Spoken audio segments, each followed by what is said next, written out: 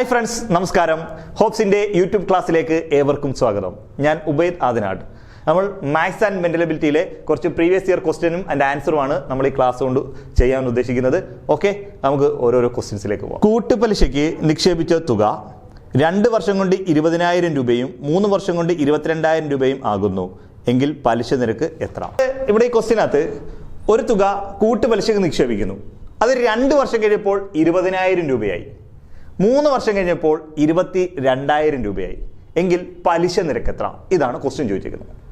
ഇങ്ങനൊരു ക്വസ്റ്റ്യൻ നമ്മളോട് ചോദിച്ചാൽ നിങ്ങളൊരു കാര്യം മനസ്സിലാക്കണം. 2 വർഷം കൊണ്ട് ഒരു തുക പലിശയും മുതലും ചേർത്താണ് അത് 20,000 രൂപയായത്.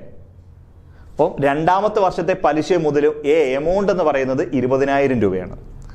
കൂട്ടുപലിശയ്ക്ക് ഒരു പ്രത്യേകത ഉണ്ട്. ഓരോ വർഷവും കിട്ടുന്ന പലിശ മുതലിനോടുകൂടി കൂട്ടിയിട്ട് പലിശയ്ക്കും കൂടെ പലിശ വരുന്ന സമ്പ്രദായമാണ് കൂട്ടുപലിശ അല്ലെങ്കിൽ കോമ്പൗണ്ട് ഇൻട്രസ്റ്റ്. അപ്പോൾ ഏതോ ഒരു തുക അവർ ആദ്യം ഇട്ടു, 2 വർഷം കഴിഞ്ഞപ്പോൾ അത് 20,000 രൂപയായി. ആ 20,000 രൂപയ്ക്കകത്ത് എന്തുണ്ട്? ഈ 2 വർഷം വരെയുള്ള പലിശയുമുണ്ട്, മുതലുമുണ്ട്.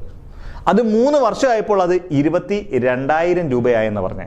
അപ്പോൾ നമ്മൾ ശ്രദ്ധിക്കേണ്ടത്, രണ്ടാമത്തെ വർഷമായപ്പോൾ നമ്മുടെ മുതൽ എന്ന് പറയുന്നത് 20,000 രൂപയാണ്. കാര്യം എന്താ? ഒന്നാമത്തെ വർഷത്തെ മുതലും ഒരു വർഷത്തെ പലിശ, അങ്ങനെ രണ്ടാമത്തെ വർഷമായപ്പോൾ നമ്മുടെ പലിശയും മുതലോടെ ചേർത്ത് 20,000 രൂപ നമുക്കായിട്ടുണ്ട്. ഇനി മൂന്നാമത്തെ വർഷം നമ്മൾ ഇതെങ്ങനെ കണക്കാക്കുന്നതെന്ന് വെച്ച് കഴിഞ്ഞാൽ, ഈ 20,000 രൂപയ്ക്ക് എത്ര ശതമാനം പലിശയാണോ ഉദ്ദേശിക്കുന്നത്, ആ 20,000 രൂപയുടെ ആ പലിശയും കൂടെ ചേർത്തുള്ള തുകയാണ് അടുത്ത വർഷം വരുമ്പോൾ 22,000 രൂപയായി എന്ന് ക്വസ്റ്റ്യനിൽ പറയുന്നത്. ഈ 22,000 രൂപയ്ക്കകത്ത് നമ്മളുടെ രണ്ടാമത്തെ വർഷത്തെ 20,000 രൂപയായ മുതലുമുണ്ട്, മൂന്നാമത്തെ വർഷം ആകുമ്പോഴത്തേക്ക് ആ മുതലിൻ്റെ കൂടെ 2,000 രൂപ പലിശയുണ്ട്. അങ്ങനെയാണ് അത് 22,000 രൂപയാകുന്നത്. അപ്പോൾ 2 വർഷം കഴിഞ്ഞപ്പോൾ അത് എത്രയായി? 20,000 രൂപയായിട്ടുണ്ട് 2 വർഷം കഴിഞ്ഞപ്പോൾ. അത് 3 വർഷമായപ്പോൾ എത്ര? 22,000 രൂപയായി. ഈ രണ്ടാമത്തെ വർഷം എത്രയാണോ മുതൽ, അതിൻ്റെ പലിശയും കൂടെ ചേർത്താണ് മൂന്നാമത്തെ വർഷം പലിശയും മുതലോട് ചേർത്താണ് 22,000 ആയത്. അപ്പോൾ ഈ 2 വർഷം 1 വർഷം തമ്മിലുള്ള 2 വർഷം 3 വർഷം തമ്മിലുള്ള വ്യത്യാസം എന്ന് വെച്ചാൽ 1 വർഷമാണ്. ഈ 3ഉം 2 തമ്മിൽ 1 വർഷത്തെ വ്യത്യാസം. ഈ 1 വർഷം കൊണ്ടാണ് 20,000 രൂപ 22,000 രൂപയായത്. അപ്പോൾ അതിൽ നിന്ന് ഒരു കാര്യം മനസ്സിലായി, ആ 1 വർഷം കൊണ്ട് അവർക്ക് 2,000 രൂപ പലിശ ഇട്ടിട്ടുണ്ട്. അപ്പോൾ നമുക്ക് ഇട്ടേക്കുന്ന ഇൻട്രസ്റ്റ് എന്ന് പറയുന്നത് 22,000 മൈനസ് 20,000 എന്ന് പറയുന്നത് 2,000 രൂപയാണ് ഇൻട്രസ്റ്റ് ആ 1 വർഷം കൊണ്ട് ഇട്ടേക്കുന്നത്. രണ്ടാമത്തെ വർഷം തൊട്ട് മൂന്നാമത്തെ വർഷത്തിൽ ആ 1 വർഷം കൊണ്ട് 2,000 രൂപ. ആ 2,000 രൂപ പലിശ വരുന്ന എന്തിനാണ് കിട്ടിയേക്കുന്നത്? ഈ രണ്ടാമത്തെ വർഷത്തെ ആ 20,000 രൂപയ്ക്കാണ് ഈ 2,000 രൂപ പലിശ ഇട്ടേക്കുന്നത്. അത് എത്ര ശതമാനമാണെന്നാണ് ചോദിച്ചേക്കുന്നത്. എങ്കിൽ അവിടുത്തെ പലിശ നിരക്ക് നമ്മൾ വേറെ ഒന്നുമില്ല, വളരെ എളുപ്പം സിമ്പിളായിട്ട് ചെയ്യാം. നമുക്ക് എത്ര രൂപ പലിശ കിട്ടിയെന്ന് നോക്കണം. 2,000 രൂപ പലിശ കിട്ടി. ഈ 2,000 രൂപ പലിശ കിട്ടി ഏതിനാ? ഈ 20,000 രൂപയ്ക്ക് കിട്ടിയേക്കുന്നത്. കാര്യം രണ്ടാമത്തെ വർഷം ഇപ്പോൾ 20,000, മൂന്നാമത്തെ വർഷം ഇപ്പോൾ 22,000 ആകുമ്പോൾ ഈ 20,000 രൂപയ്ക്കാണ് പിന്നെ പലിശ കൊടുക്കുന്നത്. അപ്പോൾ 20,000 രൂപയ്ക്കാണ് 2,000 രൂപ പലിശ കിട്ടിയേക്കുന്നത്. അപ്പോൾ ഡിവൈഡഡ് ബൈ 20,000. അപ്പോൾ 20,000 രൂപയ്ക്ക് 2,000 രൂപ നമുക്ക് പലിശ ഇട്ടിട്ടുണ്ട്. അത് എത്ര ശതമാനമാണെന്ന് അറിയാൻ ഈ ഒരു ഇൻറ്റു 100 ശതമാനത്തിന് ഒരു 100 കൊണ്ട് ഗുണിച്ചാൽ മതി, 100 കൊണ്ട് ഗുണിച്ചാൽ മതി. ഇത്രയേ ഉള്ളൂ. ഈ 2 0, ഈ 2 0 വെട്ട, ഈ 2 0, ഈ 2 0 വെട്ട, 20നെ 2 വെച്ച് ചരിക്കുമ്പോൾ 10 എന്ന് കിട്ടും. എന്ന് വെച്ചാൽ അവിടുത്തെ പലിശ നിരക്ക് എന്ന് പറയുന്നത് 10%. അപ്പോൾ 20,000 രൂപയ്ക്ക് 10%, നമ്മൾ 2 വർഷം ആകുമ്പോൾ 20,000 രൂപ, മൂന്നാമത്തെ വർഷം ആകുമ്പോൾ എന്താ? 20,000 രൂപയുടെ 10%, 2,000 രൂപ. മൂന്നാമത്തെ വർഷം ആകുമ്പോൾ 22,000 രൂപ പലിശയും മുതലും ചേർത്ത് 22,000, 2,000 രൂപ പലിശ, 20,000 രൂപ മുതലും ചേർത്ത് 22,000 രൂപ കിട്ടും. ഇതാണ് വളരെ എളുപ്പത്തിൽ, നമ്മൾ ഒന്നും ചിന്തിക്കൊന്നും വേണ്ട, വളരെ എളുപ്പത്തിൽ നമുക്ക് ഇതിൻ്റെ ആൻസർ ചെയ്യാൻ പറ്റും. ഓക്കെ ആണല്ലോ? ഓക്കെ, നമുക്ക് അടുത്തൊരു ക്വസ്റ്റ്യനിലേക്ക് പോകാം. ഒരു ലൈബ്രറിയിൽ 40% ഇംഗ്ലീഷ് ബുക്കുകളുണ്ട്. ബാക്കി ഉള്ളതിൻ്റെ 50% മലയാള ബുക്കുകളും ശേഷിക്കുന്നവ ഹിന്ദി ബുക്കുകളുമാണ്. അവിടെ 1,500 മലയാള ബുക്കുകളുണ്ട് എങ്കിൽ ലൈബ്രറിയിൽ മൊത്തത്തിൽ ബുക്കുകളുടെ എണ്ണം എത്ര? നമുക്ക് ഇങ്ങനെ ക്വസ്റ്റ്യൻ തന്നാൽ നമ്മളിവിടെ എങ്ങനെ ചെയ്യുന്നത് വെച്ചാൽ, ഒരു ലൈബ്രറിയിൽ മൊത്തത്തിൽ ഉള്ള ബുക്കിൻ്റെ 40% ഇംഗ്ലീഷ് ബുക്കുകളാണ്. ഓക്കെ, 40%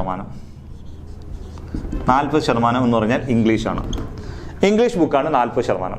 ശ്രദ്ധിച്ചോണം, ഒരു ലൈബ്രറിയിൽ ഉള്ള മൊത്തം പുസ്തകങ്ങൾ എന്ന് പറയുന്നത് എപ്പോഴും 100% പുസ്തകമായിരിക്കും. 100%. ഓക്കെ ആണല്ലോ? മൊത്തം ഉള്ളത് എപ്പോഴും 100%. ഓക്കെ ആണേ? മൊത്തം 100%. ഈ 100% ബുക്കിൽ 40% ഇംഗ്ലീഷാണെന്നാണ് ക്വസ്റ്റ്യൻ പറയുന്നത്. 40% ഇംഗ്ലീഷാണെന്ന് പറഞ്ഞാൽ ബാക്കി ഉള്ള 60% പുസ്തകങ്ങളാണ് ബാക്കിയുള്ള എന്തെന്ന് പറയുന്നത് ഇംഗ്ലീഷ്, മലയാളവും ഹിന്ദിയും. മനസ്സിലായി? മൊത്തം 100% ഉള്ളത്. അതിൽ 40% ഇംഗ്ലീഷ് ആണെന്ന് പറഞ്ഞാൽ ഇനി ബാലൻസ് ഉള്ളത് മനസ്സിലായല്ലോ. ബാലൻസ് ഉള്ള ബുക്ക് എന്ന് പറഞ്ഞാൽ 100 മൈനസ് 40 സമം 60% ബുക്കാണ് ഉള്ളത്. ഈ 60% ബുക്കിന്റെ 50%, ഈ 60%ത്തിന്റെ 50%, ഈ 60ന്റെ 50% വെച്ചാൽ 60ന്റെ പകുതിയാണ്. 50% വെച്ചാൽ പകുതിയാണ്. ഈ 60%ത്തിന്റെ 50% വെച്ചാൽ 60%ത്തിന്റെ പകുതി. ഇതെങ്ങനെ എഴുതുന്നത്? ഇങ്ങനെ എഴുതിയൊന്നും വേണ്ട. 60%ത്തിന്റെ 50%. ഓക്കെ, 60%ത്തിന്റെ 50%, ഈ 0 0 ഈ 0 ഇട്ട 5030. 50% വെച്ചാൽ 60%ത്തിന്റെ 50% വെച്ചാൽ 30%. 60%ത്തിന്റെ 50%. ബാക്കിയുള്ള 60%ത്തിന്റെ 50% എന്ന് പറഞ്ഞാൽ 30ആണ്. അപ്പോൾ അങ്ങനെ ചിന്തിക്കാനോ ഇങ്ങനെ ചെയ്യാനും വേണ്ട. ബാക്കിയുള്ളത് 60%, അതിന്റെ 50% വെച്ചാൽ പകുതി. ബാക്കിയുള്ളതിന്റെ പകുതി എന്നാണ് അർത്ഥം. ബാക്കിയുള്ള പകുതി എന്ന് വെച്ചാൽ 60% ആണെങ്കിൽ ബാക്കിയുള്ളത് അതിന്റെ പകുതി എന്ന് വെച്ചാൽ 30%. അതെങ്ങനെ? അല്ലെങ്കിൽ ഇങ്ങനെ കണ്ടുപിടിക്കുക. 60%ത്തിന്റെ 50% വെച്ചാൽ 30% കിട്ടും. അല്ലെങ്കിൽ ബാക്കിയുള്ള 30, ബാക്കിയുള്ളതിന്റെ പകുതി അല്ലെങ്കിൽ 60ന്റെ പകുതി, 60%ത്തിന്റെ പകുതി എന്ന് വെച്ചാൽ 30%. ഈ 30% ബുക്കുകൾ എന്ന് പറയുന്നത് ഏതാണ്? 30% ബുക്കുകൾ എന്നുള്ള മലയാളം ബുക്കുകളാണ്. മലയാളമാണ് ബാക്കിയുള്ള 30%. ഓക്കെ, അതിൽ നിന്ന് ക്വസ്റ്റ്യനകത്തൊരു കാര്യം പറയുന്നുണ്ട്. ഈ മലയാളം ബുക്കുകളുടെ എണ്ണം 30% ആണെന്ന് പറയുന്നുണ്ട്. അവിടെ 1500 ബുക്കുകൾ മലയാളം ബുക്കുകൾ ഉണ്ടെന്നും പറയുന്നുണ്ട്. ഇത്രയും ഓക്കെ ആണോ? ഓക്കെ, അപ്പൊ നിങ്ങൾ ആരും മനസ്സിലാക്കുക. മൊത്തം ബുക്കുകൾ എന്ന് പറഞ്ഞാൽ എത്രയാണ്? മൊത്തം ബുക്കുകൾ എന്ന് വെച്ചാൽ 100% ബുക്കുകളാണ്. അതിൽ 40% ഇംഗ്ലീഷാണ്. പിന്നെ ബാക്കി 60% ഉള്ളു ഹിന്ദിയും മലയാളവും എന്ന് പറയുന്നത്. ഓക്കെ ആണല്ലോ. ഈ ബാക്കിയുള്ളതിന്റെ 50%, ബാക്കിയുള്ള 60%, അതിന്റെ 50% വെച്ചാൽ 60ന്റെ 50% വെച്ചാൽ 30, അല്ലെങ്കിൽ 50% വെച്ചാൽ നിങ്ങൾ പകുതി എന്ന് എടുക്കുക. അപ്പൊ 60ന്റെ പകുതി വെച്ചാൽ 30% പുസ്തകം എന്ന് വെച്ചാൽ മലയാളമാണ്. അവിടെ ആകെ എത്ര ബുക്കുകൾ ഉണ്ടെന്ന് വെച്ചാൽ മലയാളം ബുക്കുകൾ എന്ന് വെച്ചാൽ 1500 ബുക്കുകളുണ്ട്. അപ്പൊ അതിൽ നിന്ന് ഒരു കാര്യം നമുക്ക് മനസ്സിലായി. അവിടെ ഉള്ള ബുക്കുകൾ മലയാളം ബുക്കുകൾ എന്ന് വെച്ചാൽ 30%. അവിടെ ബുക്കുകൾ എത്ര ഉണ്ടെന്ന് വെച്ചാൽ 1500 ബുക്കുകളുണ്ട്. ഓക്കെ ആണല്ലോ. മലയാളം 30% ബുക്കുകളുമാണ്, 1500 മലയാളം ബുക്കുകളുണ്ട്. എങ്കിൽ നമ്മളോട് ചോദിച്ചിരിക്കുന്നത് അവിടെ ആകെ എത്ര ബുക്കുകളുണ്ട് എന്നാണ് ചോദിച്ചിരിക്കുന്നത്. ആകെ എത്ര ബുക്കുകളുണ്ട്? ഓക്കെ, നമുക്ക് ഇത് വെച്ചങ്ങ് ചെയ്യാം. മൊത്തത്തിൽ 30% ബുക്കുകളാണ് അവിടെ മലയാളം ഉള്ളത്. അതെത്രയാണ്? 1500 ബുക്കുകളാണ്. മനസ്സിലായല്ലോ. മലയാളം ബുക്കുകൾ എത്രയാണ്? 30%. അത് എത്ര എന്നാണ്? 1500. എങ്കിൽ അവിടെ ആകെ എത്ര ബുക്ക് ഉണ്ടെന്ന് അറിയാൻ ടോട്ടൽ എപ്പോഴും 100% ബുക്കല്ലേ ഉള്ളത്? 100%. അപ്പൊ എന്താ ഈ 100% എന്ന് പറയുന്നത് എത്രയാണെന്ന് കണ്ടുപിടിക്കുക. ഓക്കെ, 30% 1500 ആണെങ്കിൽ 100% എത്ര കണ്ടുപിടിച്ചാൽ മതിയല്ലോ. ഇത് ക്രോസ് ചെയ്ത് ഗുണിക്കുക. ഇത് തമ്മിൽ ക്രോസ് ചെയ്ത് ഗുണിക്കുക. അപ്പൊ എന്താ? 1500 × 100 ഡിവൈഡഡ് ബൈ ഈ 30 എടുത്ത് താഴെ എഴുതുക. ഈ 0 ഈ 0 ഇട്ട് ഒരു 3 3 I 3 15 5 2 0 500 500 2 500 0 5000. അവിടെ ആകെ എത്ര ബുക്കുകൾ ഉണ്ടെന്ന് വെച്ചാൽ മൊത്തത്തിൽ 5000 ബുക്കുകളാണ് ഉള്ളത്. ക്ലിയർ ആവുന്നുണ്ടല്ലോ? ഒന്നുകൂടെ നിങ്ങൾ നോക്കിക്കോ. ഒരു ലൈബ്രറിയിലുള്ള ബുക്കുകൾ എപ്പോഴും 100%. അവിടെ 3 തരം ബുക്കുകൾ ഉള്ളതെന്ന് ക്വസ്റ്റ്യൻ പറയുന്നുണ്ട്. അതിൽ 40% ബുക്കുകൾ ഇംഗ്ലീഷ് ആണെന്ന് പറഞ്ഞാൽ ബാലൻസ് ഉള്ള 60% ബുക്കുകൾ എന്ന് പറഞ്ഞാൽ ഹിന്ദിയും മലയാളവും. ബാക്കി ഉള്ളതിന്റെ 50%, ബാക്കിയുള്ള എത്രയാണോ അതിന്റെ 50% വെച്ചാൽ പകുതിയാണ്. ബാക്കിയുള്ളതിന്റെ പകുതി എന്ന് പറയുന്നത് എന്താണ്? മലയാളം ബുക്കുകളെന്ന് പറയുന്നത്. ബാക്കിയുള്ളത് 60%, അതിന്റെ 50% വെച്ചാൽ പകുതിയാണ്, 30%. നമ്മൾ എന്ത് ചെയ്തു? 30% എന്ന് പറയുന്നത് എത്ര? മലയാളം ബുക്കുകളാണ്. അത് എത്ര എണ്ണം ഉണ്ട്? 1500 എണ്ണം ഉണ്ട്. അപ്പോൾ 30% ബുക്കുകളാണ് 1500. എങ്കിൽ അവിടെ ആകെ എത്ര ബുക്കുകൾ ഉണ്ടെന്ന് വെച്ചാൽ മൊത്തത്തിൽ 100% ബുക്കുകളാണുള്ളത്. ഈ 30% 1500 ആണെങ്കിൽ 100% എത്ര? ഒന്നുമില്ല, ക്രോസ് ചെയ്ത് ഗുണിക്കുമ്പോൾ നമുക്ക് എത്ര ഇട്ടോടോ? എത്ര കിട്ടി? 5000 ബുക്കുകൾ എന്നിട്ട് അവിടെ മൊത്തത്തിൽ 5000 ബുക്കുകളാണ് ഉള്ളത്. ഓക്കെ ആണോ? യെസ്. നമുക്ക് അടുത്തൊരു ക്വസ്റ്റ്യനിലേക്ക് പോകാം. അടുത്ത ക്വസ്റ്റ്യൻ 0.0028 × √225 ഡിവൈഡഡ് ബൈ 0.0056 × √27. ഇതിന്റെ വില എത്ര? ഇതാണ് ചോദിച്ചിരിക്കുന്നത്. നമുക്കിത് വളരെ എളുപ്പം, സിമ്പിളായിട്ട് ചെയ്യാം. എങ്ങനെയാണ് ഇത് ചെയ്യുന്നത്? നിങ്ങളിവിടെ നോക്കണം. ഇവിടെ പോയിന്റ് കഴിഞ്ഞ് എത്ര സ്ഥാനം ഉണ്ടോ നോക്കണം. 1 2 3 4 സ്ഥാനം. ഓക്കെ, ഇനി ഇവിടെ പോയിന്റ് കഴിഞ്ഞ് എത്ര സ്ഥാനം? 1 2 3 4. അത് 4 സ്ഥാനം. മുകളിലും 4 സ്ഥാനം, താഴെയും 4 സ്ഥാനം ആണല്ലോ. പോയിന്റ് കഴിഞ്ഞ് മുകളിലും താഴെയുള്ള സ്ഥാനങ്ങൾ തുല്യമാണ് എങ്കിൽ നിങ്ങൾ എന്ത് ചെയ്താൽ മതി? നിങ്ങൾ ആ പോയിന്റ് ഒഴിവാക്കിയിട്ട് സംഖ്യ അങ്ങ് എഴുതിയാൽ മതി. മുകളിലും താഴെയും പോയിന്റുകൾ തുല്യമാണെങ്കിൽ നിങ്ങൾ സംഖ്യ മാത്രം എഴുതിയാൽ മതി, പോയിന്റ് എഴുതണ്ട. അപ്പൊ നോക്കാം. പോയിന്റ് അങ്ങ് ഒഴിവാക്കി. ആദ്യം എന്താ? ഇവിടെ പോയിന്റ് കഴിഞ്ഞ് 4 സ്ഥാനം, ഇവിടെ 4 സ്ഥാനം. നമ്മൾ ഇവിടെ 28 എന്ന് എഴുതാം, താഴെ 56 എന്ന് എഴുതാം. ഓക്കെ ആണല്ലോ. ഇനി മുകളിൽ 3 സ്ഥാനവും താഴെ 4 സ്ഥാനമാണ്. മുകളിൽ 3 സ്ഥാനത്തേ ഉള്ളൂ പോയിന്റ്, താഴെ 4 സ്ഥാനം ഉണ്ടെന്ന് വിചാരിച്ചോ. ഇപ്പോൾ ഉദാഹരണമായി ഞാൻ ഇനി എഴുതുക 0.028 ഡിവൈഡഡ് ബൈ 0.0056 എന്നാന്ന് വിചാരിച്ചോ. ഇങ്ങനെയാണെങ്കിൽ ഇവിടെ പോയിന്റ് കുറവ് എവിടാ? താഴെ. നമ്മൾ ആദ്യം എന്ത് ചെയ്യണം? 28 ഒന്നും എഴുതണം, 56 എന്നങ്ങ് എഴുതണം. പോയിന്റ് കുറവ് എവിടാ? മുകളിലാണോ താഴെയാണോ നോക്കണം. ഇവിടെ പോയിന്റ് കുറവ് മുകളിലാണ്. എത്ര സ്ഥാനം? 1 സ്ഥാനം. കാര്യം ഇവിടെ 3 ഉള്ളു, ഇവിടെ 4 ഉണ്ട്. അപ്പോൾ കുറവ് മുകളിലാണ്. 1 സ്ഥാനത്തിന്റെ കുറവുണ്ടെങ്കിൽ നിങ്ങൾ ഒരു 0 അങ്ങ് ഇട്ട് കൊടുത്താൽ മതി. ഇങ്ങനെ ചെയ്താൽ മതി. മനസ്സിലായോ? ഓക്കെ. ഇനി തിരിച്ചാ വരുന്നെങ്കിലോ എവിടാണോ കുറവ് അവിടെ ഇട്ട് കൊടുക്കണം. ഇങ്ങനെ നോക്കിയേ 0.0028 താഴെ 0.056 ഇങ്ങനെയാണെന്ന് വിചാരിച്ചോ. ഇങ്ങനെയാണെങ്കിലോ ഇവിടെ പോയിന്റ് കഴിഞ്ഞ് 4 സ്ഥാനം, ഇവിടെ പോയിന്റ് കഴിഞ്ഞ് 3 സ്ഥാനം. നിങ്ങൾ എന്തിനാ സംഖ്യ എങ്ങനെ എഴുതണം? 28 ഡിവൈഡഡ് ബൈ 56 എന്ന് എഴുതണം. ഓക്കെ ആണോ? ഇനി പോയിന്റ് കുറവ് എവിടാ? ഇവിടെ പോയിന്റ് കുറവ് താഴെയാ. എത്ര സ്ഥാനം? 1 സ്ഥാനം. അപ്പോൾ ഒരു 0 ഇട്ട് കൊടുത്താൽ മതി. ഇത്രയേ ഉള്ളൂ. ഇനി 2 ആണ് കുറവെങ്കിൽ 2 0 ഇട്ട് കൊടുക്കണം. 3 കുറവെങ്കിൽ 3. എവിടാണോ കുറവ് അവിടെ ഇട്ട് കൊടുക്കണം. ഓക്കെ ആണല്ലോ? ഇവിടെ നമുക്ക് എന്ത് ചെയ്യാം? മുകളിലും താഴെ ഒരേ സ്ഥാനം വേണ്ട, എങ്ങും 0 ഒന്നും ഇട്ട് കൊടുക്കേണ്ട. ആ സംഖ്യ എങ്ങെടുത്ത് എഴുതിയാൽ മതി. ഓക്കെ ആണേ? ഇത്രയും ഓക്കെ. 28 എന്ന് എഴുതി. 28 ഡിവൈഡഡ് ബൈ 56 ഇൻറ്റു 225ന്റെ സ്ക്വയർ റൂട്ട് എടുക്കാൻ. 225ന്റെ സ്ക്വയർ റൂട്ട് എന്ന് വെച്ചാൽ 15. 15 ഗുണം 15 ആണ് 225 ഇൻറ്റു താഴെ ക്യൂബ് റൂട്ട് ഓഫ് 27. 27ന്റെ ക്യൂബ് റൂട്ട് എടുക്കാനാ. 27ന്റെ ക്യൂബ് റൂട്ട് എന്ന് വെച്ചാൽ 3 3 9 9 3 27 ആണല്ലോ. Okay, yes. ഇനി നമുക്കിത് ചെയ്യാം. ഇതെങ്ങനെ ചെയ്യുന്നത് വെച്ചാൽ ഇവിടെ വെട്ടുമ്പോൾ 1 3 3 I 3 15. ഇനി വെട്ടാം. 1 28 28 2 28 ആണ് 56. ഓക്കെ, 2 28 56. ഇനി നോക്കിയേ 1 ഗുണം 5 5 ഡിവൈഡഡ് ബൈ 2 5 ബൈ 2. 5നെ 2 ഉച്ചരിക്കുക. 5നെ 2 ഉച്ചരിച്ചാൽ 2.5. 5ന്റെ പകുതിയാ 2.5. 5ന്റെ പകുതി 2.5. ഇത്രയേ ഉള്ളൂ. ക്ലിയർ ആവുന്നുണ്ടോ? ഓക്കെ, ഒന്ന് ശ്രദ്ധിച്ചോണേ. നോക്കിയാണ് ഇവിടെ root of 0.0028 into root of 225 divided by 0.0056 into cube root of 27. അപ്പൊ എന്താണ്? ഇവിടെ പോയിന്റ് കഴിഞ്ഞ് 4 സ്ഥാനം, ഇവിടെ 4 സ്ഥാനം. അപ്പൊ സംഖ്യ അങ്ങ് എഴുതി 28 ബൈ 56. 1 28 28 2 28 50 1/2. 120ന്റെ ക്യൂബ് റൂട്ട് 15. ഓക്കെ, 27ന്റെ ക്യൂബ് റൂട്ട് 3. 15ന് 3 വെച്ചിരിക്കുമ്പോൾ 5. ഇവിടെ ഒരു 5 5 ഒരു 2 2. 5നെ 2 വെച്ചിരിക്കുക. 5നെ 2 വെച്ചിരിക്കുമ്പോൾ 2.5 എന്ന് കിട്ടും. ഓക്കെ ആണോ? Okay, yes. നമുക്ക് അടുത്തൊരു ക്വസ്റ്റ്യനിലേക്ക് പോകാം. സ്കൂളിൽ 600 കുട്ടികളുണ്ട്. ആൺകുട്ടികളും പെൺകുട്ടികളും തമ്മിലുള്ള അംശബന്ധം 2:3 ആണ് എങ്കിൽ ആൺകുട്ടികളുടെ എണ്ണം എത്ര? അടുത്ത ക്വസ്റ്റ്യൻ ശ്രദ്ധിച്ചേ. ഒരു സ്കൂളിൽ മൊത്തത്തിൽ 600 കുട്ടികൾ പഠിക്കുന്നുണ്ട്. അവിടെ ആൺകുട്ടികളും പെൺകുട്ടികളും തമ്മിലുള്ള അംശബന്ധം 2:3 ആയാൽ ആൺകുട്ടികളുടെ എണ്ണം എത്ര? ഇതാണ് ക്വസ്റ്റ്യൻ ചോദിച്ചിരിക്കുന്നത്. ക്ലിയർ ആണല്ലോ? അപ്പോൾ ഒരു സ്കൂളിലുള്ള മൊത്തം സ്റ്റുഡൻസിന്റെ എണ്ണം എന്ന് പറയുന്നത് എത്ര? 600 പേരാണ്. 600 പേര്. അതേപോലെ തന്നെ അവിടെ ബോയ്സും ഗേൾസും തമ്മിലുള്ള റേഷ്യോ പറയുന്നുണ്ട് 2:3 എന്നാണ് പറയുന്നത്. എന്ന് വെച്ചാൽ അവിടുന്ന് മൊത്തത്തിൽ 5 കുട്ടികളെ എടുത്താൽ അതിൽ 2 കുട്ടികൾ ആൺകുട്ടികളും 3 കുട്ടികൾ പെൺകുട്ടികളും. അങ്ങനെയാണ് എൻ്റെ കണക്ക് വരുന്നത്. ഇനി അവിടുന്ന് നമ്മൾ ഒരു 12 കുട്ടികളെ എടുത്താൽ 4 കുട്ടികൾ 10 കുട്ടികൾ എടുത്താൽ 4 കുട്ടികൾ ആൺകുട്ടികളും 6 കുട്ടികൾ പെൺകുട്ടികളും. അങ്ങനെയാണ് പോകുന്നത്. 2:3 എന്ന അംശബന്ധത്തിലാണ് പോകുന്നത്. അപ്പോൾ അവിടെ മൊത്തമുള്ള കുട്ടികൾ 2 3 കൂടുമ്പോൾ 5 അംശബന്ധമാണ്. മൊത്തത്തിൽ 5. കാര്യം ആദ്യം ആൺകുട്ടിയുടെ പേരാ പറയുന്നത്. ആൺകുട്ടികളുടെ പേര് ആദ്യം പറഞ്ഞുകൊണ്ട് അംശബന്ധത്തിൽ പറയുന്നത് ആദ്യം ആൺകുട്ടികളുടെ അംശബന്ധമായിരിക്കും. ആദ്യം ആൺകുട്ടിയുടെ അംശബന്ധം 2. രണ്ടാമതാണ് ക്വസ്റ്റ്യനകത്ത് പെൺകുട്ടികളുടെ പേര് പറയുന്നത്. അപ്പൊ പെൺകുട്ടികളുടെ അംശബന്ധമായിരിക്കും രണ്ടാമത് എഴുതിയിരിക്കുന്നത് 3. അപ്പൊ ആൺകുട്ടികളുടെ അംശബന്ധം 2, പെൺകുട്ടിയുടെ അംശബന്ധം 3. ആദ്യം ആരുടെ പേരാണോ എഴുതുന്നത് അവരുടെ അംശബന്ധമായിരിക്കും ആദ്യം കൊടുത്തേക്കുന്നത്. അപ്പോൾ ഒരു സ്കൂളിലെ ആൺകുട്ടികളും പെൺകുട്ടികളും തമ്മിലുള്ള അംശബന്ധം 2:3 എന്ന് പറഞ്ഞാൽ ആൺകുട്ടികളുടെ അംശബന്ധം 2, പെൺകുട്ടിയുടെ അംശബന്ധം 3. ആദ്യം പറയുന്ന പേരിന് ഓർഡർ ആയിരിക്കണം അപ്പുറത്തെ സംഖ്യ എടുക്കേണ്ടത്. അപ്പൊ ഇവിടെ ആദ്യം ആൺകുട്ടികൾ 2, പെൺകുട്ടികൾ രണ്ടാമത് 3. ഓക്കെ ആണല്ലോ? അപ്പോൾ നമുക്ക് ഇവിടെ അറിയേണ്ടത് മൊത്തത്തിൽ അവിടെ 5 ഭാഗമാണുള്ളത്. മൊത്തത്തിൽ ഉള്ളത് 5 ആണ്. 3 2 കൂടെ കൂട്ടുക 5 ആണ്.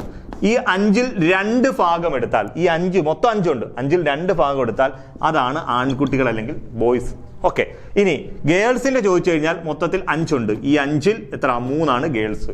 ആൺകുട്ടികൾ 5ൽ 2 ആണ്. പെൺകുട്ടികൾ 5ൽ 3 ആണ്. മൊത്തം 5 പേരുണ്ട്. അതിൽ 2 ഭാഗം ആൺകുട്ടികളും 3 ഭാഗം പെൺകുട്ടികളും. നമ്മളോട് ക്വസ്റ്റ്യൻ ചോദിച്ചിരിക്കുന്നത് ആൺകുട്ടികളുടെ എണ്ണം എത്രയാണെന്ന് മാത്രമാണ് ചോദിച്ചിരിക്കുന്നത്. ആൺകുട്ടികളുടെ എണ്ണം. ഓക്കെ ആണല്ലോ.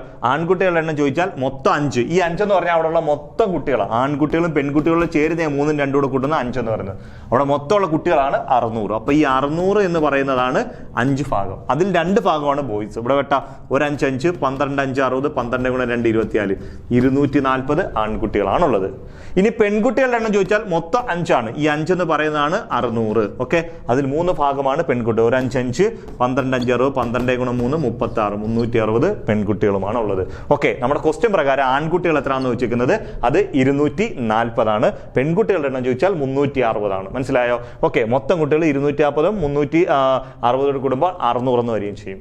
ഓക്കെ ആണല്ലോ, ക്ലിയർ ആവുന്നല്ലോ. അപ്പോൾ ഇവിടെ ക്വസ്റ്റ്യൻ ചോദിച്ചിരിക്കുന്നത് ആൺകുട്ടികളുടെ എണ്ണം മാത്രമാണ് ചോദിച്ചിരിക്കുന്നത്. ഇനി പെൺകുട്ടികളെ ചോദിച്ചാൽ നിങ്ങൾ ഇതേപോലെ ചെയ്യാം. Okay, yes. നമുക്ക് അടുത്തൊരു ക്വസ്റ്റ്യനിലേക്ക് പോവാം. ഒരാൾ എക്സിൽ നിന്നും വൈയിലേക്ക് മണിക്കൂറിൽ 80 കിലോമീറ്റർ വേഗതയിലും തിരിച്ച് എക്സിൽ നിന്ന് 60 കിലോമീറ്റർ വേഗതയിലും വീണ്ടും വൈയിലേക്ക് 30 കിലോമീറ്റർ വേഗതയിലും സഞ്ചരിച്ചു. മൊത്തം യാത്രയിലെ അദ്ദേഹത്തിൻ്റെ ശരാശരി വേഗത എത്ര കിലോമീറ്റർ ആണ്? അടുത്ത ക്വസ്റ്റ്യൻ നോക്കിയേ. ഒരാൾ എക്സിൽ നിന്ന് വൈയിലേക്ക് 80 കിലോമീറ്റർ വേഗതയിലും വൈയിൽ നിന്ന് എക്സിലേക്ക് 60 കിലോമീറ്റർ വേഗതയിലും വീണ്ടും എക്സിൽ നിന്ന് വൈയിലേക്ക് 30 കിലോമീറ്റർ വേഗതയിലും സഞ്ചരിച്ചാൽ അയാളുടെ ശരാശരി വേഗത എത്ര? ഇതാണ് ക്വസ്റ്റ്യൻ ചോദിച്ചിരിക്കുന്നത്.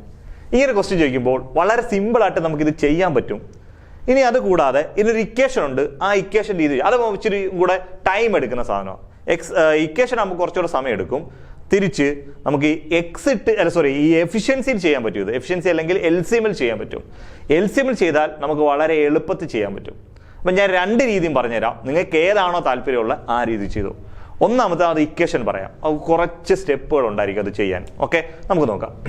ഒരാൾ എക്സിൽ നിന്ന് വൈയിലേക്ക്, എക്സ് എന്ന് പറയുന്ന സ്ഥലത്തു നിന്ന് വൈയിലേക്ക് 80 കിലോമീറ്റർ പെർ അവർ വേഗതയിലും തിരിച്ച് വൈയിൽ നിന്ന് എക്സിലേക്ക് 60 കിലോമീറ്റർ പെർ അവർ വേഗതയിലും വീണ്ടും എക്സിൽ നിന്ന് വൈയിലേക്ക് 30 കിലോമീറ്റർ പെർ അവർ വേഗതയിലും സഞ്ചരിച്ചാൽ അയാളുടെ ശരാശരി വേഗത എത്ര? ഇതാണ് ക്വസ്റ്റ്യൻ ചോദിക്കുന്നത്. ഇവിടെ നിങ്ങൾ ശ്രദ്ധിക്കേണ്ട ഒരു കാര്യം, എക്സ് തൊട്ട് വൈ വരെ, വൈ തൊട്ട് എക്സ് വരെ, എക്സ് തൊട്ട് വൈ വരെ, ഈ 3 ദൂരങ്ങളും അയാൾ സഞ്ചരിച്ചേക്കുന്ന ദൂരങ്ങൾ തുല്യമാണ്. സഞ്ചരിച്ചേക്കുന്ന 3 ദൂരങ്ങൾ തുല്യമാണ് എങ്കിൽ ശരാശരി വേഗത കണ്ടുപിടിക്കാൻ ഒരു ഇക്വേഷൻ ഉണ്ട്. സഞ്ചരിച്ച 3 ദൂരങ്ങൾ തുല്യമാണെങ്കിൽ ശരാശരി വേഗത കണ്ടുപിടിക്കുക. സഞ്ചരിച്ച ദൂരങ്ങളെല്ലാം തുല്യമായിരിക്കണം. ഇനി എക്സിൽ നിന്ന് വൈയിലേക്ക്, വൈയിൽ നിന്ന് എക്സിലേക്ക്, വീണ്ടും എക്സിൽ നിന്ന് വൈയിലേക്ക് അങ്ങനെ പോകണമെന്നില്ല. വൺ സൈഡ് പോയാൽ ഇക്വേഷൻ ഉപയോഗിക്കാൻ പറ്റും. അതെങ്ങനെയാണെന്ന് വെച്ച് കഴിഞ്ഞാൽ ഒരാൾ താൻ സഞ്ചരിക്കുന്ന ദൂരത്തെ 3 തുല്യ ഭാഗങ്ങളായി വിഭജിക്കുന്നു. അതിൽ ആദ്യത്തെ 1/3 ഭാഗം 80, അടുത്ത 1/3 60, അടുത്ത 1/3 30. ഇങ്ങനെ പോയാലും മതി, വൺ സൈഡ് പോയാലും മതി. അതിനെ 3 ഭാഗിക്കുമ്പോൾ 1/3 ഭാഗം. സഞ്ചരിച്ച ദൂരം 3 തുല്യമായ മാത്രമേ 1/3. ഇപ്പൊ നമ്മൾ മൊത്തം സഞ്ചരിക്കുമ്പോൾ പകുതി എന്ന് പറയത്തില്ലയോ, അത് അതേപോലെ തന്നെ 1/3 സഞ്ചരിച്ച ദൂരങ്ങൾ തുല്യമായാൽ മാത്രം മതി. അങ്ങനെ വന്നാൽ നമുക്കിത് ചെയ്യാൻ ഒരു ഇക്വേഷൻ ഉണ്ട്. വളരെ എളുപ്പം ചെയ്യാൻ പറ്റുന്ന ഒരു രീതിയുണ്ട്. ഒന്ന് ഇക്വേഷൻ എന്ന് പറയുമ്പോൾ കുറച്ച് ചെയ്യുന്നത് കൂടുതലായിരിക്കും, കുറച്ച് കാൽക്കുലേഷൻ കൂടുതലായിരിക്കും. പക്ഷേ എൽസിഎമ്മിൽ സിമ്പിളായിട്ട് ചെയ്യാൻ പറ്റും. ഓക്കെ, നമ്മൾ ആദ്യം ഇക്വേഷൻ പറയാം. അത് കണ്ടുപിടിക്കാൻ ഇക്വേഷൻ ഇതാണ്. സഞ്ചരിച്ച 3 ദൂരങ്ങൾ തുല്യമാണെങ്കിൽ ശരാശരി വേഗത കണ്ടുപിടിക്കാൻ equation 3xyz divided by xy plus yz plus xz. ഇങ്ങനെ ഇക്വേഷനാണ്. അപ്പൊ എക്സും വൈ ഇസഡും എന്തുവാണെന്ന് ചോദിച്ചാൽ ആദ്യം സഞ്ചരിക്കുന്ന വേഗതയെ എക്സ് എന്നും, രണ്ടാമത് സഞ്ചരിക്കുന്ന വേഗതയെ വൈ എന്നും, മൂന്നാമത് സഞ്ചരിക്കുന്ന വേഗതയെ ഇസഡ് എന്നും എടുക്കാം. ഓക്കെ, അപ്പൊ നമുക്ക് ഇവിടെ എന്ത് ചെയ്യാം? ഇവിടെ എക്സ് എന്ന് പറയുന്നത് 80, വൈ എന്ന് വെച്ചാൽ 60, ഇസഡ് എന്ന് വെച്ചാൽ 30. ഓക്കെ, അല്ലെങ്കിൽ എക്സും വൈ ഇസഡും ഇവിടെ എക്സും വൈ ഒക്കെ ഉണ്ടായിട്ട് ബുദ്ധിമുട്ടുണ്ടെങ്കിൽ ഇത് എയും ബിയും സി എന്ന് വെച്ചാൽ 3abc divided by ab plus bc plus ac അങ്ങനെ എഴുതിയാലും മതി, കുഴപ്പമൊന്നുമില്ല. ഇവിടുത്തെ ഈ എക്സ് തൊട്ട് നിങ്ങൾക്ക് കൺഫ്യൂഷൻ വല്ലതും വരുവാണെങ്കിൽ ഈ ലെറ്റർ അങ്ങ് മാറ്റിയാൽ വേറെ ഏത് ലെറ്റർ കൊടുത്താൽ മതി. ഓക്കെ, അപ്പൊ നോക്കാം. 3 ഇൻറ്റു എക്സ് എന്ന് പറഞ്ഞാൽ ആദ്യം നമുക്ക് എക്സ് നോക്കാം. എക്സ് എന്ന് വെച്ചാൽ നമുക്ക് ഇവിടെ എഴുതാം 80, വൈ എന്ന് പറഞ്ഞാൽ 60, ഇസഡ് എന്ന് വെച്ചാൽ 30. ഓക്കെ ആണല്ലോ. അപ്പൊ എന്ത് ചെയ്യണം? 3 ഇൻറ്റു എക്സ് എന്ന് വെച്ചാൽ 80 ഇൻറ്റു വൈ എന്ന് വെച്ചാൽ 60 ഇൻറ്റു ഇസഡ് എന്ന് വെച്ചാൽ 30 ഡിവൈഡഡ് ബൈ എക്സ് വൈ എന്ന് വെച്ചാൽ 80 into 60 plus 60 into 30 plus 80 into 30. Okay ആണല്ലോ. ഇനി നമുക്ക് നോക്കാം. 3 into 80 into 60 into 30 divided by 6 × 48 4800 plus 3 18 1800 plus 3 24 2400. Okay ആണല്ലോ. ഇനി ഇതെല്ലാം തമ്മിൽ അങ്ങ് കൂട്ടുക. ഇതെല്ലാം കൂട്ടുമ്പോൾ 3 × 80 × 60 × 30 ഡിവൈഡഡ് ബൈ 4000 5000 7000 7800 8200 9000 മൊത്തം കുടുംബത്തിൽ കിട്ടി 9000 എന്ന് കിട്ടും. 9000. ഓക്കെ. ഈ 0 ഈ 0 വെട്ട ഈ 0 ഈ 0 വെട്ട ഈ 0 ഈ 0 വെട്ട 1 3 3 3 9 ഈ 3ഉം ഈ 3 വെട്ടിപ്പോ 6 8 48. Answer 48 km/h. ഇതിന്റെ ആൻസർ എന്ന് പറയുന്നത് 48 km/h ആണ് ഇതിന്റെ ആൻസർ എന്ന് പറയുന്നത്. ഇതെല്ലാം ഇത്രയും സ്റ്റെപ്പുകൾ ചെയ്യണം. ഇത്രയും സ്റ്റെപ്പ് ചെയ്താണ് നമുക്ക് ഇതിന്റെ ആൻസർ കിട്ടിയിരിക്കുന്നത്. ഇതെല്ലാം ഞാൻ പടപടയെന്ന് എല്ലാം മനസ്സിൽ പടപടയെന്ന് ഇങ്ങനെ ഗുണിച്ച് ചെയ്തത് കൊണ്ട് നമുക്ക് വലിയ കുഴപ്പമില്ലാതെ അങ്ങ് ചെയ്യാൻ പറ്റി. ചിലർ ഇത് ഗുണിക്കാനൊക്കെ നിൽക്കുകയാണെങ്കിൽ കുറേ സമയം എടുക്കും. ഇതിന് നമുക്കൊരു പ്ലാൻ ബി ഉണ്ട്. പ്ലാൻ ബി ഇത് നമുക്ക് ഇത്രയൊന്നും ചെയ്യാതെ എളുപ്പം ചെയ്യാൻ പറ്റും. ആദ്യത്തെ വേഗത 80, അടുത്ത വേഗത 60, അടുത്ത വേഗത 30. എന്താണെന്നറിയോ? ഇതിന്റെ LCM കാണണം. ഈ 80ന്റെയും 60ന്റെയും 30ന്റെയും LCM കാണണം. ഓക്കെ ആണല്ലോ. നമുക്ക് എന്താ ഈ 80ന്റെയും 60ന്റെയും 30ന്റെയും LCM എന്ന് പറയുന്നത്, ഇവയുടെ LCM എന്ന് പറയുന്നത് 240 എന്ന് കിട്ടും. എത്ര കിട്ടുമോ? 240. ഇവയുടെ LCM എന്ന് വെച്ചാൽ 240 എന്ന് കിട്ടും. നിങ്ങൾ ഒറ്റ കാര്യം ചെയ്താൽ മതി. 80 60 30ന്റെ LCM കാണണം. അത് 240 എന്ന് കിട്ടും. എന്നതിന് ശേഷം നോക്കണം എത്ര തുല്യ ദൂരങ്ങളുണ്ട് എന്ന് നോക്കണം. 3 തുല്യ ദൂരം XY YZ XZ XY YX XY 3 തുല്യ ദൂരങ്ങൾ. 3 തുല്യ ദൂരങ്ങളായതുകൊണ്ട് 3 അങ്ങ് എഴുതണം. 3 2 തുല്യമാണെങ്കിൽ 2 അങ്ങ് എഴുതാം. 3 തുല്യ ദൂരമാണെങ്കിൽ 3, 4 ആണെങ്കിൽ 4 അങ്ങനെ അങ്ങ് എഴുതാം. ഇൻറ്റു LCM എത്ര കിട്ടി? LCM 240 കിട്ടി. ഓക്കെ. 3 തുല്യ ദൂരം into LCM 240 divided by LCM ആയ 240നെ 80 വെച്ച് നിങ്ങൾ ഹരിക്കണം. 240നെ 80 240നെ 80 വെച്ച് ഹരിക്കാം. എന്നിട്ട് 3 എന്ന് കിട്ടും. 3 24 3 എന്ന് കിട്ടും. ആ 3 അങ്ങ് എഴുതണം. ഇനി LCM ആയ 240നെ 60 കൊണ്ട് ഹരിക്കണം. അടുത്ത സ്പീഡായ 60 കൊണ്ട് ഹരിക്കണം. 0 തൊട്ട് 4 6 24. ഇവിടെ എത്ര കിട്ടി? 4 എന്ന് കിട്ടി. അടുത്ത LCM ആയ 240നെ നിങ്ങൾ എത്ര വെച്ച് ഹരിക്കണം? 30 കൊണ്ട് ഹരിക്കണം. 0 0 കൊണ്ട് 8 3 24 8 എന്നും കിട്ടി. കിട്ടിയല്ലോ. അപ്പൊ നമ്മൾ എന്ത് ചെയ്തു? ആദ്യം 3 തുല്യ ദൂരമായിട്ട് 3 എഴുതി. ഈ 60 80 60 80 60 30ന്റെ LCM കണ്ട് 240. ഇത്ര 3 തുല്യ ദൂരമായിട്ട് 3 എഴുതി. ഡിവൈഡഡ് ബൈ ഈ LCM ആയി 240 80 വെച്ച് ഹരിച്ചപ്പോൾ 3 കിട്ടി. LCM ആയി 240 60 വെച്ച് ഹരിച്ചപ്പോൾ 4 കിട്ടി. LCM ആയി 240 30 കൊണ്ട് ഹരിച്ചപ്പോൾ 8 എന്ന് കിട്ടി. ഇനി ഇതെല്ലാം തമ്മിൽ കൂട്ടുക. ഇതെല്ലാം കൂട്ടുമ്പോൾ കിട്ടി 3 × 240 ഡിവൈഡഡ് ബൈ 8 4 12 12 3 15 കിട്ടിയല്ലോ. 15 കിട്ടി. ഇത്രയേ ഉള്ളൂ. ഇത് വെട്ടിയതിന്റെ ആൻസർ 1 3 3 I 3 15. ഓക്കെ. 4 5 20 8 5 40 48 km/h. ഇത്രയുള്ള ആൻസർ. ക്ലിയർ ആണല്ലോ. വളരെ സിമ്പിൾ ആയിട്ട് നമുക്ക് സെക്കൻഡുകൾക്കുള്ള ഇതിന്റെ ആൻസർ ചെയ്ത് മാറ്റാൻ പറ്റും. ഇതാകുമ്പോൾ ഇത്രയും കാൽക്കുലേഷൻ ഉണ്ട്. ഇതാകുമ്പോൾ നമുക്ക് എളുപ്പം ചെയ്യാൻ പറ്റും. ഓക്കെ ആണല്ലോ. ഒന്നുകൂടെ പറയാം. ഈ പറയുന്ന സംഖ്യകളുടെ എല്ലാം LCM കാണുക. LCMനെ ഓരോ എത്ര തുല്യ ദൂരം ഉണ്ട്? 3 × 3 × 240. 2 ഉള്ളെങ്കിൽ 2 × 240. 2 തുല്യ ദൂരമാണ്. ഇവിടെ 3 × 3 × 240. എന്നിട്ട് LCMനെ ഓരോ വേഗത കൊണ്ട് ഹരിക്കുക. LCM 240 80 കൊണ്ട് ഹരിക്കുക, 60 കൊണ്ട് ഹരിക്കുക, 30 കൊണ്ട് ഹരിക്കുക. കിട്ടുന്ന സംഖ്യകൾ എല്ലാവരും അങ്ങ് കൂട്ടുക. കൂട്ടിയിട്ട് ഇതിനെ കൊണ്ട് അങ്ങ് ഹരിച്ചു വെച്ചാൽ മതി. ആൻസർ 48 km/h എന്ന് കിട്ടും. ഇനി ഇക്വേഷൻ ആണ് വേണ്ടെങ്കിൽ ഈ ഇക്വേഷൻ അങ്ങ് ഉപയോഗിച്ചാൽ മതി. പക്ഷെ അത് കൂടുതൽ കാൽക്കുലേഷൻ എടുക്കും. ഓക്കെ ആണല്ലോ. ഓക്കെ. നമുക്ക് അടുത്ത ക്വസ്റ്റ്യനിലേക്ക് പോകാം. എയും ബിയും കൂടി ഒരു ജോലി 4 ദിവസം കൊണ്ട് തീർക്കും. ബിയും സിയും കൂടി 8 ദിവസം കൊണ്ടും എയും സിയും കൂടി 12 ദിവസം കൊണ്ട് തീർക്കും. അങ്ങനെയാണെങ്കിൽ ഇവർ 3 പേരും കൂടി ആ ജോലി എത്ര ദിവസം കൊണ്ട് പൂർത്തിയാക്കും? അടുത്ത ക്വസ്റ്റ്യൻ നോക്കിയേ. എയും ബിയും കൂടെ ചേർന്നൊരു ജോലി 4 ദിവസം കൊണ്ട് ചെയ്യും. ബിയും സിയും ആണെങ്കിൽ അത് 8 ദിവസം, എയും സിയും ആണെങ്കിൽ അത് 12 ദിവസം. എങ്കിൽ 3 പേരും ചേർന്ന് ആ ജോലി എത്ര ദിവസം കൊണ്ട് ചെയ്യും? ഇതാണ് നമ്മുടെ ക്വസ്റ്റ്യൻ ചോദിക്കുന്നത്. നമുക്ക് ഇങ്ങനെ ഒരു ക്വസ്റ്റ്യൻ ചോദിച്ചാലും ഇവിടെയും 2 രീതിയിൽ ചെയ്യാം. ഒന്ന് ഇക്വേഷൻ ഉണ്ട്, 2 LCMൽ ചെയ്യാം. ഇക്വേഷൻ അത് നല്ല ടൈം എടുക്കുക. നമ്മൾ നേരത്തെ പറഞ്ഞു നിർത്തിയ അതേപോലുള്ള ഒരു ക്വസ്റ്റ്യൻ തന്നെ, അതേ പാറ്റേണിൽ പോകുന്ന സാധനം. ഇക്വേഷനും ചെയ്യാം, അതേപോലെ തന്നെ LCMലും ചെയ്യാം. ഇക്വേഷന് കുറച്ച് ടൈം എടുക്കും. എങ്കിൽ നമുക്ക് നോക്കാം. എയും ബിയും കൂടെ ചേർന്ന ജോലി എത്ര ദിവസം കൊണ്ടാ?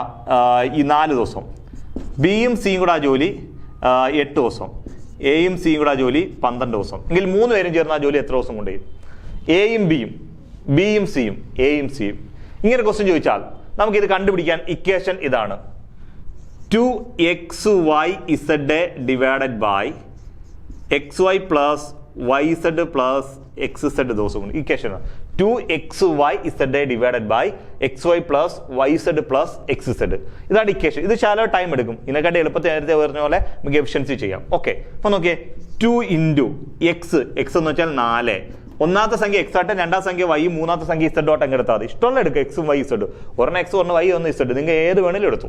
ഓക്കെ, അപ്പോൾ 2 ഇൻറ്റു 4 ഇൻറ്റു വൈ എന്ന് വെച്ചാൽ 8 ഇൻറ്റു ഇസഡ് എന്ന് വെച്ചാൽ 12 ഡിവൈഡഡ് ബൈ. ക്ലിയർ ആണല്ലോ? നോക്കിയേ, 4 into 8 plus 8 into 12 plus 4 into 12. Okay ആണേ? യെസ്. നോക്കിയോ, 2 into 4 into 8 into 12 divided by 4 8 32 plus 12 ഗുണം 8 96 പ്ലസ് 12 ഗുണം 4 48. ഓക്കെ, ഇത്രയും കിട്ടിയല്ലോ. 2 into 4 into 8 into 12 divided by 32 plus 96 plus 48. Okay, ഇനി നമുക്കിത് എന്ത് ചെയ്യാം? ഇതെല്ലാം കൂട്ടാം. കൊണ്ട് ആദ്യം മേളത്തെ സംഖ്യയിലാണ് 2 ഇൻറ്റു 4 ഇൻറ്റു 8 ഇൻറ്റു 12. ഓക്കെ ആണല്ലോ? ഇവിടെ നോക്കിയേ, 48 80 80ഉം 96. 80ഉം 96 കൂടെ കൂട്ടുമ്പോൾ 176 എന്നിട്ട് എല്ലാവരുടെ കൂടുമ്പോൾ 176. ഇനി നമുക്ക് എന്ത് ചെയ്യാം? ഇതിനെ വെട്ടാം. വെട്ടുമ്പോൾ എത്ര വെച്ച് വെട്ടാം? ഓക്കെ, 8 വെച്ചിട്ട് 1 8 8 ഈ 8 16 ശിഷ്ട 1 ഈ 8 16 22 എന്ന് കിട്ടും. ഓക്കെ ആണല്ലോ? ഇനി നമുക്ക് എത്ര ഇട്ടാം? ഇവിടെ 2 വെച്ച് വെട്ടാം. 1 2 2 11 2 22. 11 2 22 ഓട്ടെ. 12 ഗുണം 4 48. 48 ഡിവൈഡഡ് ബൈ 11 എന്ന് കിട്ടും. 48 ഡിവൈഡഡ് ബൈ 11. ഈ 48 ഡിവൈഡഡ് ബൈ 11 നമുക്ക് എന്ത് ചെയ്യാം? മിക്സഡ് ആക്കാം. 48 ഓക്കെ, 48 11 ചുരുക്കുമ്പോൾ 4 11 44 ശിഷ്ടം 4. ഇവിടെ പൂർണ്ണമായി ഹരിച്ച് കിട്ടിയത് 4 ആണ്. 4. ഇനി എത്ര ഹരിക്കാനുണ്ട്? ഈ 4നെ ഹരിക്കാനുണ്ട്. എത്ര വെച്ച് ഹരിക്കാനുള്ളത്? 11 വെച്ചാണ് ഹരിക്കാനുള്ളത്. ആൻസർ 4ഉം 4/11 ദിവസം കിട്ടും. എത്ര കിട്ടി? 4ഉം 4/11 ദിവസം. ഒന്നും കൂടെ പറയാം, എയും ബിയും ചേർന്ന ഒരു ജോലി 4 ദിവസം, ബിയും സിയും ചേർന്ന് 8 ദിവസം, എയും സിയും ചേർന്ന് 12 ദിവസമാണെങ്കിൽ ഇവർ 3 പേരും ചേർന്ന് ആ ജോലി എത്ര ദിവസം കൊണ്ട് ചെയ്യുമെന്ന് വെച്ചാൽ ഇക്വേഷൻ പ്രകാരം ചെയ്യുവാണെങ്കിൽ 2xyz divided by xy plus yz plus xz ദിവസം കൊണ്ട് ചെയ്യും. നമ്മൾ അതേപോലെ ഒന്നാമത്തെ x ആണ്, രണ്ടാമത്തെ y, മൂന്നാമത്തെ z ആയിട്ട് എടുത്ത് നമ്മൾ ഇതേപോലെ നേരത്തെ ചെയ്ത ഇതേ കാൽക്കുലേഷൻ എല്ലാം ഗുണിച്ച് കൂട്ടി എഴുതുന്നിട്ട് ഒരു കാര്യമുണ്ട്, ഇവിടെ കയറി ഡയറക്റ്റ് വെട്ടരുത്. കൂട്ടുവാണെങ്കിൽ കൂട്ടിയതിന് ശേഷം മാത്രമേ നിങ്ങൾ അതിനെ വെട്ടാവുള്ളൂ, ഇല്ലെങ്കിൽ നിങ്ങൾക്ക് പണി കിട്ടും. ഓക്കെ ആണല്ലോ? നമ്മളിത് ചെയ്യുമ്പോൾ നമുക്ക് എത്ര കിട്ടും? 4ഉം 4/11 ദിവസം ഒന്ന് കിട്ടും. ഇത് ഇത്രയും കാൽക്കുലേഷൻ ഉണ്ട്. ഇത് കൂടാതെ നമുക്ക് വേറൊരു രീതിയുടെ ചെയ്യാം. ഇത് എഫിഷ്യൻസി ചെയ്യുന്ന രീതിയാണ്. എയും ബിയും ചേർന്ന ജോലി 4 ദിവസം, ബിയും സിയും ചേർന്ന ജോലി 8 ദിവസം, എയും സിയും ചേർന്ന ജോലി 12 ദിവസം. അവിടെ ടോട്ടൽ വർക്ക് എത്ര നോക്കണം? ആകെ എത്ര വർക്ക് ഉണ്ടോ നോക്കണം. ആകെ എത്ര വർക്ക് ഉണ്ടെന്ന് അറിയാൻ ഈ 4ന്റെയും 8ന്റെയും 12ന്റെയും LCM കാണണം. 4ന്റെ 8ന്റെയും 12ന്റെയും LCM. ഓക്കെ ആണല്ലോ? നമുക്ക് ഇങ്ങോട്ട് മാറ്റി എഴുതാം. 4 8 12. ഇവിടെ LCM 4 8 12. ഈ സംഖ്യയുടെ LCM കാണണം. 4ന്റെയും 8ന്റെയും 12ന്റെയും LCM എന്ന് പറയുന്നത് 24 എന്ന് വരും. 24. ഇവിടെ LCM എന്ന് പറഞ്ഞാൽ 24 എന്ന് കിട്ടും. 24. ഈ 24 എന്ന് പറയുന്നതാണ് അവിടുത്തെ ടോട്ടൽ വർക്ക്. ആകെ എത്ര വർക്ക് ഉണ്ടെന്ന് വെച്ചാൽ 4ന്റെ 8ന്റെയും 12ന്റെ LCM ആയി 24 ടോട്ടൽ വർക്ക്. നമ്മുടെ ടോട്ടൽ വർക്ക് കിട്ടി 24 എന്ന് കിട്ടി. ഇനി എയുടെയും ബിയുടെയും എഫിഷ്യൻസി, അതെങ്ങനെ കണ്ടുപിടിക്കുന്നത്? ടോട്ടൽ വർക്കായ 24നെ അവർ രണ്ടുപേരും എടുക്കുന്ന സമയമായ 4 കൊണ്ടങ്ങ് ഹരിച്ചാൽ മതി. 24 4 വെച്ച് 6 4 24. എയുടെയും ബിയുടെ എഫിഷ്യൻസി 6. ഇനി ബിയുടെ സിയുടെ എഫിഷ്യൻസി ഉണ്ടോക്കുക? മൊത്തത്തിൽ 24 വർക്കാണ്, അവരെടുക്കുന്നത് 8 ആണ്. അപ്പൊ എന്തുണ്ട്? 3 ദിവസം വന്നിട്ട് 3 ആണ് അവരുടെ എഫിഷ്യൻസി. 3 ദിവസമല്ല എഫിഷ്യൻസി, 3 എഫിഷ്യൻസി. 24നെ നമ്മൾ 12 വെച്ച് വരച്ചു. 24നെ 12 വെച്ച് വരച്ചപ്പോൾ 2. എയുടെ എഫിഷ്യൻസി, എയുടെയും ബിയുടെ എഫിഷ്യൻസി 6, ബിയുടെ സിയുടെ എഫിഷ്യൻസി 3, എയുടെ സിയുടെ എഫിഷ്യൻസി 2. എന്ന് വെച്ചാൽ എയും ബിയും ഒരു ദിവസം 6 ജോലി ചെയ്യും. ബിയും സിയും നിന്നാൽ ഒരു ദിവസം 3 ജോലി ചെയ്യും. എയും സിയും നിന്നാൽ ഒരു ദിവസം 2 ജോലി ചെയ്യും. ഇത്ര ഓക്കെ ആണല്ലോ? എയും ബി ഒരു ദിവസം 6 ജോലി, ബിയും സി ഒരു ദിവസം 3 ജോലി, എയും സി ഒരു ദിവസം 2 ജോലി. ഓക്കെ ആണ്? ഇത്രയും ജോലി ചെയ്തു. ഇനി എന്താ നമുക്കിനി ചെയ്യാനുള്ള അടുത്തൊരു പരിപാടി എന്ന് വെച്ച് കഴിഞ്ഞാൽ, നമ്മളിവിടെ ഈ തന്നിരിക്കുന്ന ടോട്ടൽ വർക്ക് എന്ന് പറയുന്നത് 24. ഈ 24 എന്ന് പറയുന്നത് ആര് ചെയ്യാനുള്ള ജോലി എന്ന് വെച്ചാൽ ഒരു എയും ഒരു ബിയും ഒരു സിയും കൂടെ ചെയ്യുന്ന ജോലിയാണ്. ഒരു എയും ഒരു ബിയും ഒരു സിയുടെ ചെയ്യുന്ന ജോലിയാണ് 24. നിങ്ങളിവിടെ നോക്കേണ്ടത് ഈ 6 എന്ന് പറയുന്നത് എയും ബിയും ചെയ്യുന്നതാണ്. ഈ 3 എന്ന് പറഞ്ഞത് എയും സിയും കൂടെ ചെയ്യുന്നതാണ്. 2 എന്ന് പറഞ്ഞത് എയും ബിയും സിയും കൂടെ ചെയ്യുന്നത്. എയും സിയും എന്ന് വെച്ചാൽ 2. അപ്പൊ ഇതെല്ലാം കൂട്ടുമ്പോൾ നമുക്ക് എന്ത് കിട്ടും? ഇതെല്ലാം കൂട്ടുമ്പോൾ 6, 3, 9, 6 + 3 + 2 ഇടുമ്പോൾ 24 ഡിവൈഡഡ് ബൈ 9, 2, 11 എന്ന് കിട്ടും. 24 ഡിവൈഡഡ് ബൈ 11 എന്ന് കിട്ടും. ഈ 24/11 ഒരു കുഴപ്പമുണ്ട്. ഈ 24 എന്ന് പറയുന്നത് ഒരു എയും ഒരു ബിയും ഒരു സിയും കൂടെ ചെയ്യുന്ന ജോലിയാണ് 24 ജോലി. ഇവിടെ തന്നേക്കുന്ന 11 പറഞ്ഞ ആരുടെ എഫിഷ്യൻസി എന്ന് വെച്ചാൽ എയുടെയും ബിയുടെയും, കൂടാതെ ബിയുടെയും സിയുടെയും, പിന്നെ എയുടെയും സിയുടെയും, അങ്ങനെ എല്ലാവരും കൂട്ടുന്നത് 6, 3, 9, 2, 11 എന്ന് വെച്ചാൽ ഇവിടെ എത്ര പ്രാവശ്യം എ വരും എന്ന് വെച്ചാൽ 1, 1, 2 പ്രാവശ്യം എ ഉണ്ട്. എത്ര പ്രാവശ്യം ബി ഉണ്ടെന്ന് വെച്ചാൽ 1, 1, 2 പ്രാവശ്യം ബി ഉണ്ട്. സി എത്ര പ്രാവശ്യം ഉണ്ടെന്ന് വെച്ചാൽ 1, 1, 2 പ്രാവശ്യം. 2 എയും 2 ബിയും 2 സി കൂടെ ചെയ്യുന്ന ജോലിയാണ് 11. 24 ജോലി ഒരു എയും ഒരു ബിയും ഒരു സിയും കൂടെ ചെയ്യേണ്ടതാണ്. മനസ്സിലായോ?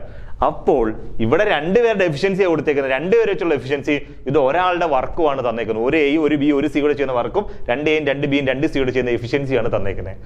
ഒന്നെങ്കിൽ ഈ 11ന്റെ പകുതി എടുക്കണം. 11ന്റെ പകുതി എടുക്കുമ്പോൾ ഒരു എയും ഒരു ബിയും ഒരു സി ആവും. അല്ലെങ്കിൽ 24ന്റെ ഇരട്ടി എടുക്കണം. ഒരു എ ഒരു ബി ഒരു സി 24 പേർക്കാണ്. 2 എ 2 ബി 2 സി 48 പേർക്ക്. എപ്പോഴും മേളത്തിന്റെ ഇരട്ടി എടുക്കുന്നതാണ് നല്ലത്. മേളത്തിന്റെ ഇരട്ടി എടുക്കുന്നത്. അപ്പൊ 24 ഗുണം 2 48. 48/11. 48നെ 11 വെച്ചിരിക്കുമ്പോൾ 4 11 44 ഇഷ്ടം 4 4ഉം 4/11 ദിവസവും കിട്ടും. ക്ലിയർ ആവുന്നുണ്ടല്ലോ? ഈ ഒരൊറ്റ സ്റ്റെപ്പ് മാത്രം നിങ്ങൾ ശ്രദ്ധിച്ചാൽ മതി.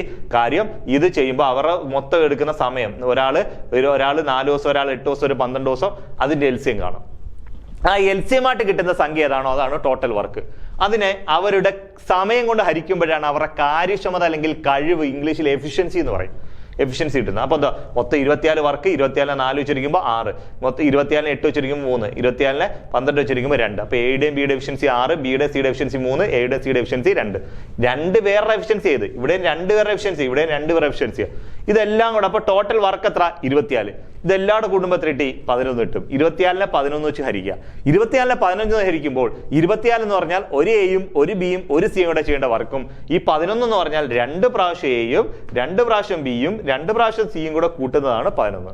അപ്പോൾ അവരെയും കൂടെ ഈ 2 എ 2 ബി 2 സി 11 ആയതുകൊണ്ട് 24 ഒരു എ ഒരു ബി ഒരു സിയുടെ ആയതുകൊണ്ട് മുകളിലുള്ളതിനെയും കൂടെ 2 വെച്ച് ഗുണിക്കാമെങ്കിൽ 24 ഒരു എ ഒരു ബി ഒരു സി ആണെങ്കിൽ 48 2 എ 2 ബി 2 സി ഇപ്പൊ ഈക്വലായി. എന്നതിന് ശേഷം 11 വെച്ച് ഹരിക്കുക. അല്ലെങ്കിൽ ഇതിന്റെ പകുതി എടുക്കുക. 11ന്റെ പകുതി 5.5 ആകുമ്പോൾ ഒരു എ ഒരു ബി ഒരു സി, 24 ഒരു എ ഒരു ബി ഒരു സി, അങ്ങനെ വേണം. ഒന്നെങ്കിൽ മുകളിൽ ഇരട്ടി എടുക്കുക, അല്ലെങ്കിൽ താഴെ പകുതി എടുക്കുക. ഏതെങ്കിലും ഒരെണ്ണം ചെയ്താൽ മതി. ഇപ്പൊ മേളിൽ എപ്പോഴും 2 വെച്ച് ഗുണിക്കുന്നതായിരിക്കും, അല്ലെങ്കിൽ തിരിച്ചിട്ട് ഗുണിക്കേണ്ടിയൊക്കെ വരും. അതിനെക്കാട്ടി ഇച്ചിരി എളുപ്പം മുകളിൽ 2 വെച്ചൊരു ഗുണം, അല്ലെങ്കിൽ ഈ കണക്കെല്ലാം ചെയ്തതിനു ശേഷം അതിനവസാനം 2 വെച്ചൊരു ഗുണനോട് അങ്ങ് ഗുണിച്ച് വെച്ചാൽ മതി. ഇത്രയും കാര്യമുള്ളൂ. ഇതാകുമ്പോൾ കുറച്ച് സ്റ്റെപ്പുകളുടെ എണ്ണം കൂടുതലാണ്. ഇതാകുമ്പോൾ എളുപ്പത്തിൽ നിങ്ങൾക്ക് ചെയ്യാൻ പറ്റും. ഓക്കെ ആണോ അവിടെ? ഓക്കെ, നമുക്ക് അടുത്തൊരു ക്വസ്റ്റ്യനിലേക്ക് പോകാം. ക്രിക്കറ്റ് കളിക്കാരൻ തന്റെ 11ാമത്തെ കളിയിൽ 50 റൺസ് എടുത്തു. അതോടെ അയാളുടെ ശരാശരിയിൽ 2 റൺസിന്റെ വർധനവുണ്ടായെങ്കിൽ 11 കളികളിലായി അയാളുടെ ശരാശരി എന്ത്? ഒരു ക്വസ്റ്റ്യൻ നോക്കിയേ. ഒരു ക്രിക്കറ്റ് കളിക്കാരൻ അയാളുടെ 11ാമത്തെ കളിയിൽ 50 റൺസ് അടിച്ചു. അതോടുകൂടി അയാളുടെ ശരാശരി 2 റൺസ് വർദ്ധിച്ചു എങ്കിൽ 11ാമത്തെ കളിക്ക് ശേഷം, അല്ലെങ്കിൽ 11ാമത്തെ കളി വരെയുള്ള അയാളുടെ ശരാശരി എത്ര, അല്ലെങ്കിൽ 11ാമത്തെ കളിയിലെ അയാളുടെ മൊത്തത്തിലുള്ള ആകെ ശരാശരി എത്ര എന്നാണ് ചോദിച്ചേക്കുന്നത്. ക്ലിയർ ആവുന്നുണ്ടല്ലോ? ഇവിടെയും നമുക്ക് 2 രീതി ചെയ്യാം. 2 രീതി ചെയ്യാന്ന് വെച്ചാൽ, ഒന്നൊരു ഇക്വേഷൻ ഉണ്ട്. ഇക്വേഷൻ കാണാതെ പഠിക്കാമെങ്കിൽ നിങ്ങൾക്ക് ആ രീതി ചെയ്യാം. ഇനി അത് കൂടാതെ വേറെ രീതി ചെയ്യണമെങ്കിലും ഞാൻ പറഞ്ഞുതരാം. ഇവിടെ എങ്ങനെ ചെയ്യേണ്ടതെന്ന് വെച്ചാൽ എക്സിറ്റ് ആദ്യം ഇത് ചെയ്ത് കാണിക്കാം, പിന്നെ നമുക്ക് ഇക്വേഷൻ ചെയ്ത് കാണിച്ചു തരാം. ഓക്കെ, അപ്പൊ എക്സിറ്റ് ആദ്യം ചെയ്യുന്ന വെച്ച് കഴിഞ്ഞാൽ, ഇയാൾ ഒരു ക്രിക്കറ്റ് കളിക്കാരയുടെ 11ാമത്തെ കളിയിൽ 50 റൺസ് ആണ് അടിക്കുന്നത്. 50 റൺസ് അടിക്കുമ്പോൾ അയാളുടെ ശരാശരി 2 റൺസിന്റെ വർധന ഉണ്ടായി. ഓക്കെ, ഈ ശരാശരി 2 റൺസിന്റെ വർധന ഉണ്ടായി കഴിഞ്ഞപ്പോൾ എങ്കിൽ 11ാമത്തെ കളിക്ക് ശേഷമുള്ള അയാളുടെ ശരാശരി എത്ര, അല്ലെങ്കിൽ 11ാമത്തെ കളിയിലെ അയാളുടെ ശരാശരി എത്ര എന്നാണ് ചോദിച്ചിരിക്കുന്നത്. അയാളുടെ 11ാമത്തെ കളിയിലെ ശരാശരിയെ നമ്മൾ എക്സ് എന്ന് എടുക്കും. 11ാമത്തെ കളിയിലെ, മനസ്സിലായല്ലോ, 11ാമത്തെ കളിയിലെ അയാളുടെ ആവറേജ് എന്ന് പറയുന്നത് എക്സ് ആണ്. ആവറേജ് എന്ന് പറഞ്ഞാൽ എക്സ് ആണ്. Okay, average X. 11ാമത്തെ കളിയിലെ ആവറേജ് എന്ന് പറയുന്നത് എക്സ് ആണ്. 11ാമത്തെ കളിയിലെ ആവറേജ്. ഓക്കെ, 11ാമത്തെ കളിയിൽ ആവറേജ് ആക്കി എക്സ് റണ്ണാണ് അയാൾക്ക് 11ാമത്തെ കളിയിലെ ആവറേജ്. ഇനി അയാൾ അങ്ങനെ 11ാമത്തെ കളിയിൽ അയാൾ 50 റൺസാണ് അയാൾ എടുക്കുന്നത്. 11ാമത്തെ കളിയിൽ അയാൾ 50 റൺസ് എടുക്കുമ്പോൾ അയാളുടെ ശരാശരി എത്ര, 2 റൺസാണ് വർദ്ധിക്കുന്നത്. അപ്പോൾ 10ാമത്തെ കളിയിൽ അയാളുടെ ശരാശരി എന്ന് പറയുന്നത് ഇതിനെക്കാട്ടിലും 2 റൺസ് കൂടെ കുറവായിരിക്കും. മനസ്സിലായല്ലോ, 11ാമത്തെ കളിയിൽ അയാളുടെ ശരാശരി എന്ന് വെച്ചാൽ 11 പിന്നെ എത്ര എക്സ് ആണ് എങ്കിൽ അതിന് 10ാമത്തെ കളിയിൽ ഇപ്പോൾ ഉള്ളതിനെക്കാട്ടി 2 കൂടെ കുറവായിരിക്കും. കാര്യം 11ാമത്തെ കളിയിൽ അയാൾ 50 റൺസ് അടിച്ചപ്പോഴാണ് അയാളുടെ ശരാശരി 2 കൂടിയത്. അപ്പോൾ 10ാമത്തെ കളി വരെ 2 കൂടെ കുറവായിരുന്നു 11ാമത്തെ കളിയെ സംബന്ധിച്ച്. 11ാമത്തെ കളിയിൽ അയാളുടെ ആവറേജ് എന്ന് പറഞ്ഞ എക്സ് ആണെങ്കിൽ 10ാമത്തെ കളിയിലെ അയാളുടെ ആവറേജ്, 10ാമത്തെ കളിയിലെ അയാളുടെ ആവറേജ് എന്ന് പറഞ്ഞാൽ x-2 ആയിരിക്കും. കാര്യം എന്താ, 2 കൂടെ കുറവാണ്. ഇനി നമുക്ക് നോക്കാം, നമുക്ക് ശരാശരി എങ്ങനെ കണ്ടുപിടിക്കുന്നത്. ശരാശരി എണ്ണം കൊണ്ട് ഗുണിച്ചാൽ നമുക്ക് തുക കിട്ടും. ശരാശരിയെ എണ്ണം കൊണ്ട് ഗുണിച്ചാൽ തുക കിട്ടും. എങ്കിൽ 10 കളി വരെയുള്ള അയാളുടെ റൺസിന്റെ തുക എത്ര നമുക്ക് കണ്ടുപിടിക്കാം. 10 കളിയിലുള്ള ശരാശരി എത്ര, x-2 ആണ്. ഇതാണ് 10 കളിയുള്ള ശരാശരി, അയാളുടെ ശരാശരി. ഇതിനെ 10 കളിയിലോ കളികളുടെ എണ്ണം കൊണ്ട് ഗുണിക്കുമ്പോൾ അയാളുടെ തുക കിട്ടും. x-2 എന്ന് പറയുന്നത് 10 കളി വരെയുള്ള ശരാശരിയാണ്. അതിനെ എണ്ണം കൊണ്ട് ഗുണിച്ചാൽ അയാളുടെ തുക കിട്ടും. പ്ലസ് 50 റൺസ് അയാൾ 11ാമത്തെ കളിയിൽ അടിച്ചിട്ടുണ്ട്. അപ്പൊ 10 കളി വരെയുള്ള മൊത്തം തുകയാണ് എത്ര, x-10. x-2നെ 10 കൊണ്ട് ഗുണിക്കുന്നതാണ് 10 കളി വരെയുള്ള അയാൾക്ക് ഇതുവരെയുള്ള അടിച്ച റൺസ്. അതിൻ്റെ കൂടെ ഒരു 50 റൺസ് കൂടെ അടിക്കുമ്പോൾ 11ാമത്തെ കളിയിലെ റൺസായി.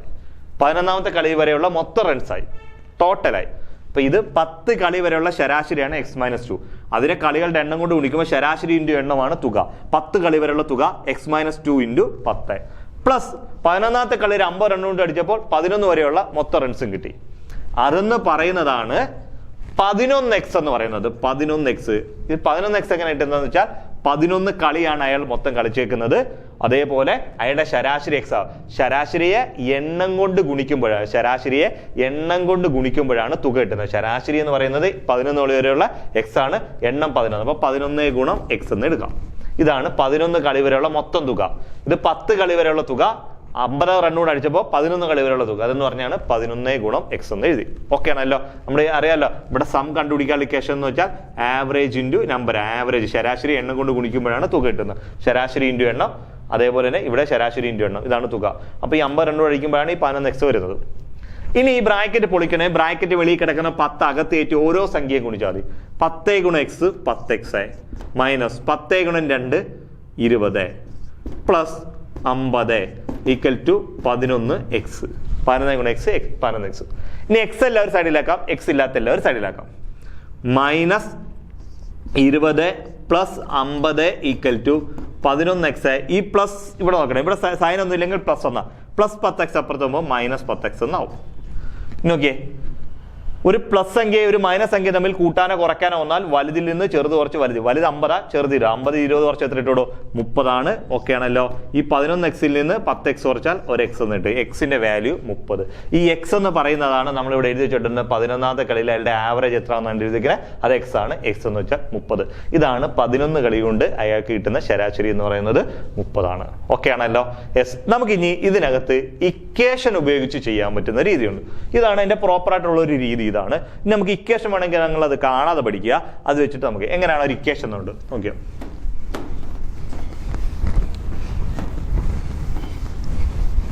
ഇക്വേഷൻ ആണ് runs plus or minus, runs plus or minus കളികളുടെ എണ്ണം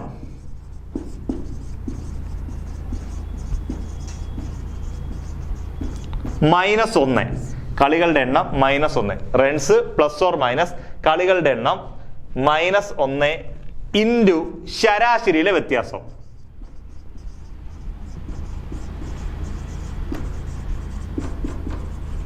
ഇതാണ് റൺസ് പ്ലസ് ഓർ മൈനസ് കളികളുടെ എണ്ണം -1 ഇൻറ്റു ശരാശരിയിലെ വ്യത്യാസം. ഇതാണ് ഈ റൺസ് പ്ലസ് ഓർ മൈനസ്. ഇവിടെ പ്ലസ് ഓർ മൈനസ് പ്ലസ് വരുന്ന കേസുണ്ട്, മൈനസ് വരുന്ന കേസുണ്ട്. ഇത് എവിടൊക്കെയാണ് പ്ലസ് വരുന്നത് മൈനസ് വരുന്നത് ഇനി അടുത്ത് പറയാൻ പോകുന്നത്.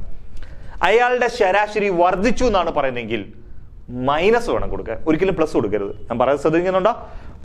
അയാളുടെ ശരാശരി വർദ്ധിച്ചു എന്ന് പറഞ്ഞാൽ മൈനസ് കൊടുക്കണം. ഇനി അയാളുടെ ശരാശരി കുറഞ്ഞു എന്നാണ് പറയുന്നതെങ്കിൽ പ്ലസ് കൊടുക്കണം. സാധാരണ നമ്മൾ കൂടുമ്പോൾ പ്ലസും കുറയുമ്പോൾ മൈനസ് കൊടുക്കരുത്. ഇവിടെ തിരിഞ്ഞ ശരാശരി കൂടിയാൽ മൈനസ്, കുറഞ്ഞാൽ പ്ലസ്. ഓക്കെ, നമുക്കിനി നോക്കാം. അയാള് മൊത്തം അടിച്ച റൺസ് എത്ര? 50 റൺസ് ആണ് അടിച്ചേക്കുന്ന റൺസ്. ഇവിടെ ശരാശരി 2 വർദ്ധിച്ചു, കൂടിയെന്ന് പറഞ്ഞുകൊണ്ട് ഇവിടെ മൈനസ്. കളികളുടെ എണ്ണം അയാൾ മൊത്തം എത്ര കളി കളിച്ചു? 11 കളി കളിച്ചു. അത് കഴിഞ്ഞ് ഈ -1 എപ്പോഴും അങ്ങനെ കൂടിയാലും കുറഞ്ഞാലും -1 തന്നെ. ഇവിടുത്തെ കേസാണ് പ്ലസ് ഓർ മൈനസിന്റെ കേസാണ്. കൂടിയാലും മൈനസും കുറഞ്ഞാൽ പ്ലസും. ഇവിടെ കൂടിയാലും കുറഞ്ഞാലും മൈനസ് തന്നെ. കളികളുടെ എണ്ണം മൊത്തം 11 കളി കളിച്ചു. കളികളുടെ എണ്ണം -1 ഇൻറ്റു ശരാശരിയിലെ വ്യത്യാസം. എത്ര റൺസിന്റെ വർധന ഉണ്ടായി? 2 റൺസിന്റെ വർധന. ഓക്കെ 50 മൈനസ് 11 1 കുറച്ചാൽ 10. 10 ഗുണം 2. മനസ്സിലായല്ലോ? 50 മൈനസ് 11 എന്ന് കുറച്ചാൽ 10. 10 ഗുണം 2.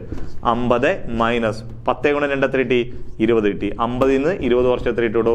30 എന്നുള്ള ഉത്തരം കിട്ടും. ഇതാണ് റൺസ് പ്ലസ് ഓർ മൈനസ് കളികളുടെ എണ്ണം -1 ഇൻറ്റു ശരാശരിയിലെ വ്യത്യാസം. ഈ ഇക്വേഷൻ ഉപയോഗിച്ച് വേണമെങ്കിൽ നിങ്ങൾക്ക് ചെയ്യാം. അല്ലെങ്കിൽ ഞാൻ നേരത്തെ പറഞ്ഞ എക്സ് എന്ന് പറഞ്ഞ ഇക്വേഷൻ എക്സ് ഇട്ട് വേണമെങ്കിലും നിങ്ങൾക്ക് ചെയ്യാം.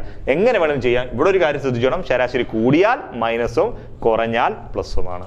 ഓക്കെ, ഇവിടെ എപ്പോഴും മൈനസ് തന്നെ. ഓക്കെ, നമുക്ക് അടുത്തൊരു ക്വസ്റ്റ്യനിലേക്ക് പോകാം. ഒരു ക്വസ്റ്റ്യൻ നോക്കിയേ. -1/32 ഡിവൈഡഡ് ബൈ 5/-1 പ്ലസ് 3/-1 വില എത്ര? ഇതെത്ര എന്നാണ് നമ്മൾ കണ്ടുപിടിക്കാൻ പോകുന്നത്. അതിനു മുമ്പ് 2 കാര്യം ഞാൻ നിങ്ങൾക്ക് പറഞ്ഞുതരാം. -1/1 എന്ന് പറഞ്ഞാൽ -1. -1/1 എന്ന് വെച്ചാൽ -1 ഒരു പ്രാവശ്യം എഴുതി ഗുണിക്കുക. ആൻസർ -1. -1/2 ഇതിന്റെ അർത്ഥം -1 2 പ്രാവശ്യം എഴുതി ഗുണിക്കുക. അപ്പൊ എന്താ? -1 into -1 minus into minus plus 1 ഗുണം 1 -1/3 ഇതിന്റെ അർത്ഥം എന്താ? -1 3 പ്രാവശ്യം എഴുതി ഗുണിക്കുക. -1 into -1 into -1 minus into minus plus plus into minus minus 1 ഗുണം 1 ഗുണം 1 അടുത്തത് -1/4 -1 into -1 into -1 into -1 minus into minus plus plus into minus minus minus into minus plus plus 1 ഗുണം 1 ഇത്രയാണല്ലോ. നമ്മൾ ഇത്രയും കാര്യം -1/1 എന്ന് വെച്ചാൽ -1 -1/2 എന്ന് വെച്ചാൽ +1 -1/3 എന്ന് വെച്ചാൽ -1 -1/4 എന്ന് വെച്ചാൽ +1. അപ്പോൾ നിങ്ങൾ ഇവിടെ മനസ്സിലാക്കേണ്ട കാര്യം -1 ഇവിടുത്തെ പവർ 1 ആണ്. അപ്പൊ നമുക്ക് കിട്ടിയ ഉത്തരം -1. -1 ഇവിടുത്തെ പവർ 2 അപ്പൊ അത് ഇവിടെ കിട്ടിയ ഉത്തരം പ്ലസ്. -1 പവർ 3 ആണ്. അപ്പൊ ഇവിടെ മൈനസ്. പവർ 4 വന്നപ്പോൾ പ്ലസ്. ഈ 1 എന്ന് പറയുന്നത് ഒറ്റ സംഖ്യ വന്നപ്പോൾ നമുക്ക് കിട്ടിയ ഉത്തരം മൈനസ്. ഇരട്ട സംഖ്യ വന്നപ്പോൾ നമുക്ക് കിട്ടിയ ഉത്തരം പ്ലസ്. വീണ്ടും ഒറ്റ സംഖ്യ വന്നപ്പോൾ നമുക്ക് കിട്ടിയ ഉത്തരം മൈനസ്. വീണ്ടും ഇരട്ട സംഖ്യ വന്നപ്പോൾ നമുക്ക് കിട്ടിയ ഉത്തരം പ്ലസ്. എന്ന് വെച്ചാൽ ഒരു മൈനസ് സംഖ്യയുടെ പവർ ഒരു മൈനസ് സംഖ്യയുടെ പവർ ഒറ്റ സംഖ്യ ആണെങ്കിൽ ആ സംഖ്യ മൈനസും ഇരട്ട സംഖ്യ ആണെങ്കിൽ ആ സംഖ്യ പ്ലസും ആയിരിക്കും. ഓക്കെ ആണല്ലോ? ഇവിടെ 1 ആയതുകൊണ്ട് +1 -1 ആയിരിക്കും. മനസ്സിലായോ? കാര്യം 1 എത്ര പ്രാവശ്യം എഴുതി ഗുണിച്ചാലും 1 ഗുണം 1 തന്നെ. ഇപ്പൊ 2 ആണെങ്കിൽ ഉത്തരം സംഖ്യ മാറും, പക്ഷെ സൈൻ മാറത്തില്ല. ഇപ്പൊ 2/3 -2/3 ആണെങ്കിൽ ആൻസർ -8 വരും.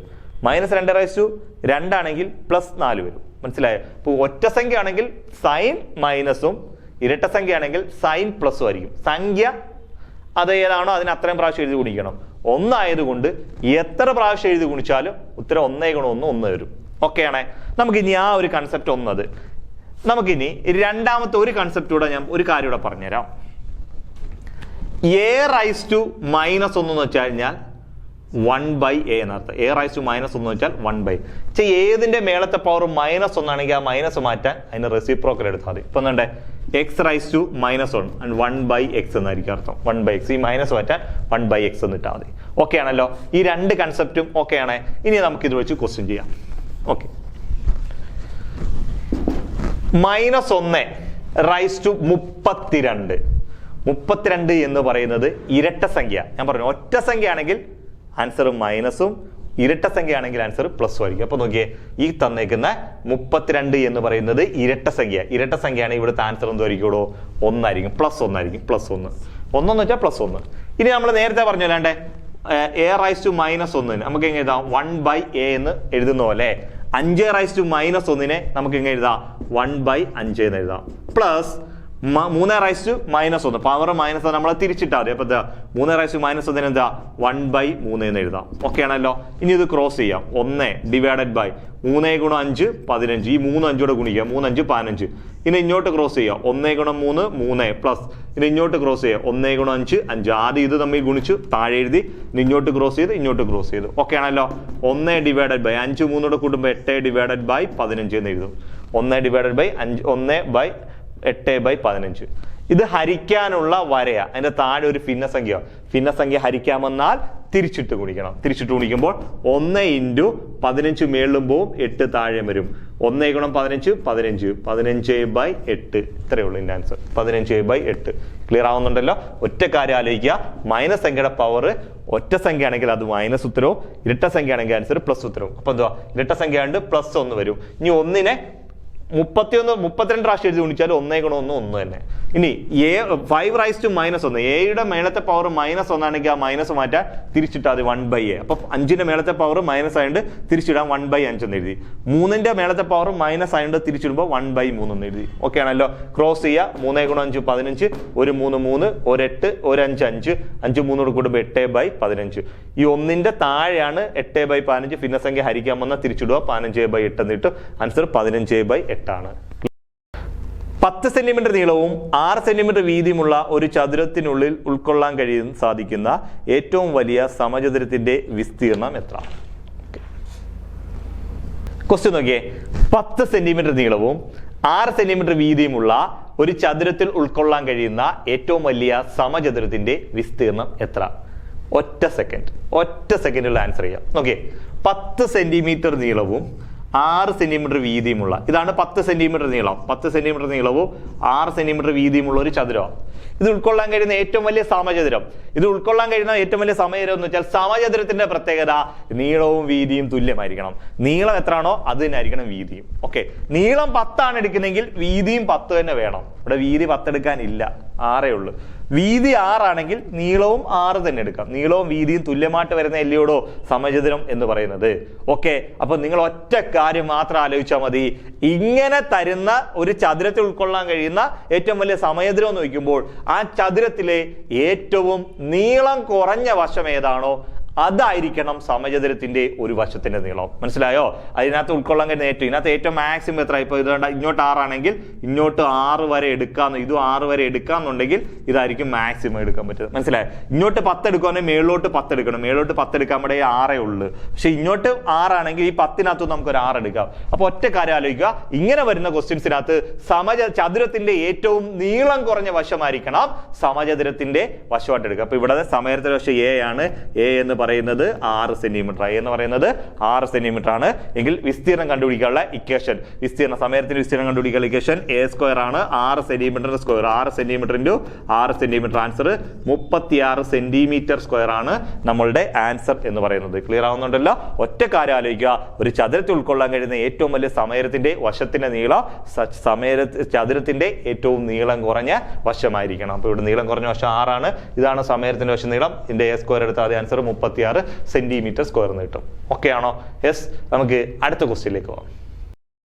സിയുടെ മകനാണ് എ. സിയും ക്യൂവും സഹോദരന്മാരാണ്. ക്യൂവിന്റെ അമ്മയാണ് ഇസഡ്. ഇസഡിന്റെ മകനാണ് പി. എങ്കിൽ പിയും എയും തമ്മിലുള്ള ബന്ധം എന്ത്? ഈ ക്വസ്റ്റ്യൻ നോക്കിയേ. സിയുടെ മകനാണ് എ. സിയും ക്യൂവും സഹോദരിമാരാണ്.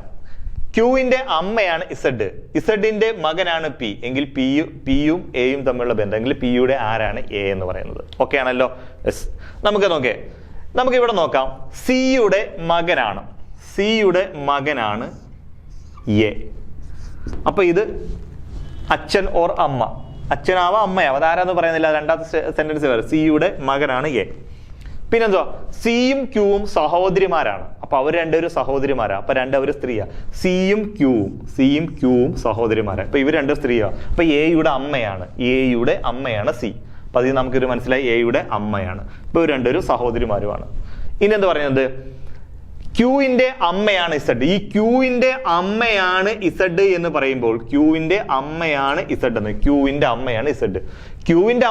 എന്ന് പറയുമ്പോൾ സിയും ക്യൂവും സഹോദരിമാരാണ്. അത് ഓർമ്മയുണ്ടായിരുന്നു. ക്യൂവും സിയും സഹോദരിമാരാവുമ്പോൾ ഈ ക്യൂയുടെയും സിയുടെയും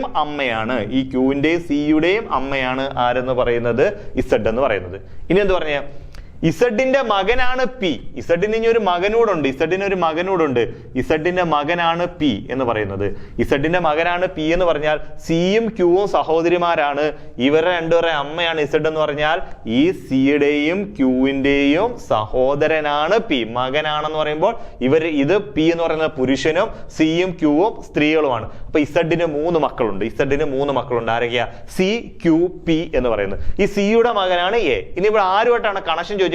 പിയും എയും തമ്മിലുള്ള ബന്ധം. പിയുടെ ആരാണ് എ, അല്ലെങ്കിൽ എയുടെ ആരാണ് പി എന്ന് ചോദിച്ചാൽ അമ്മയുടെ സഹോദരൻ എന്ന് പറഞ്ഞാൽ അമ്മാവൻ വരും. മനസ്സിലായല്ലോ?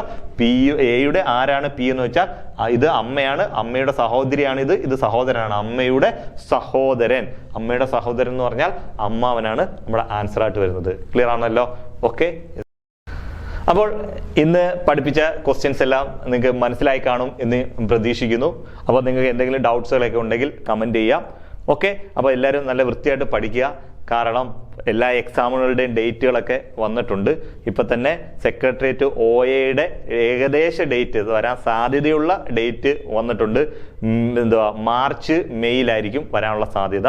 അതേപോലെ തന്നെ നമ്മുടെ സെക്രട്ടേറിയറ്റ് അസിസ്റ്റന്റിന്റെയും SIയുടെയും പ്രിലിമിനറി വരാനുള്ള മെയ് ജൂലൈയിലായിരിക്കും വരാനുള്ള സാധ്യത. എക്സാം നടക്കാനുള്ള സാധ്യത എന്ന് പറയുന്നു. അതേപോലെ പോലീസ് കോൺസ്റ്റബിളിന്റെ ഏകദേശം വരാൻ സാധ്യതയുള്ള ജൂൺ ഓഗസ്റ്റിലായിട്ടായിരിക്കും ഡേറ്റ് വരാനുള്ള സാധ്യത. ഇങ്ങനെ ഡേറ്റ് ഏകദേശം വരെ ഇതിന്റെയൊക്കെ പ്രിലിമിനറിയുടെ മെയിൻ്റെ വരെ സെക്രട്ടറി അസിസ്റ്റന്റിന്റെയും അതേപോലെ തന്നെ SIയുടെ ഒക്കെ മെയിൻ്റെ വരെ ഡേറ്റ് ഏകദേശം വന്നിട്ടുണ്ട്. ഓക്കെ. അപ്പൊ നമുക്ക് ഏകദേശം നടക്കാൻ സാധ്യതയുള്ളതിനെ കുറിച്ച് അവർ പറയുന്നുണ്ട്. അപ്പൊ ആദ്യം നമ്മൾ പ്രിലിമിനറിക്ക് വേണ്ടി പ്രിപ്പയർ ചെയ്യുക. ഓക്കെ. അപ്പൊ എല്ലാവരും നല്ല വൃത്തിയായിട്ട് പഠിക്കുക. ഓക്കെ. അടുത്ത ഒരു ക്ലാസ്സുമായി വീണ്ടും കാണാം. Okay, by.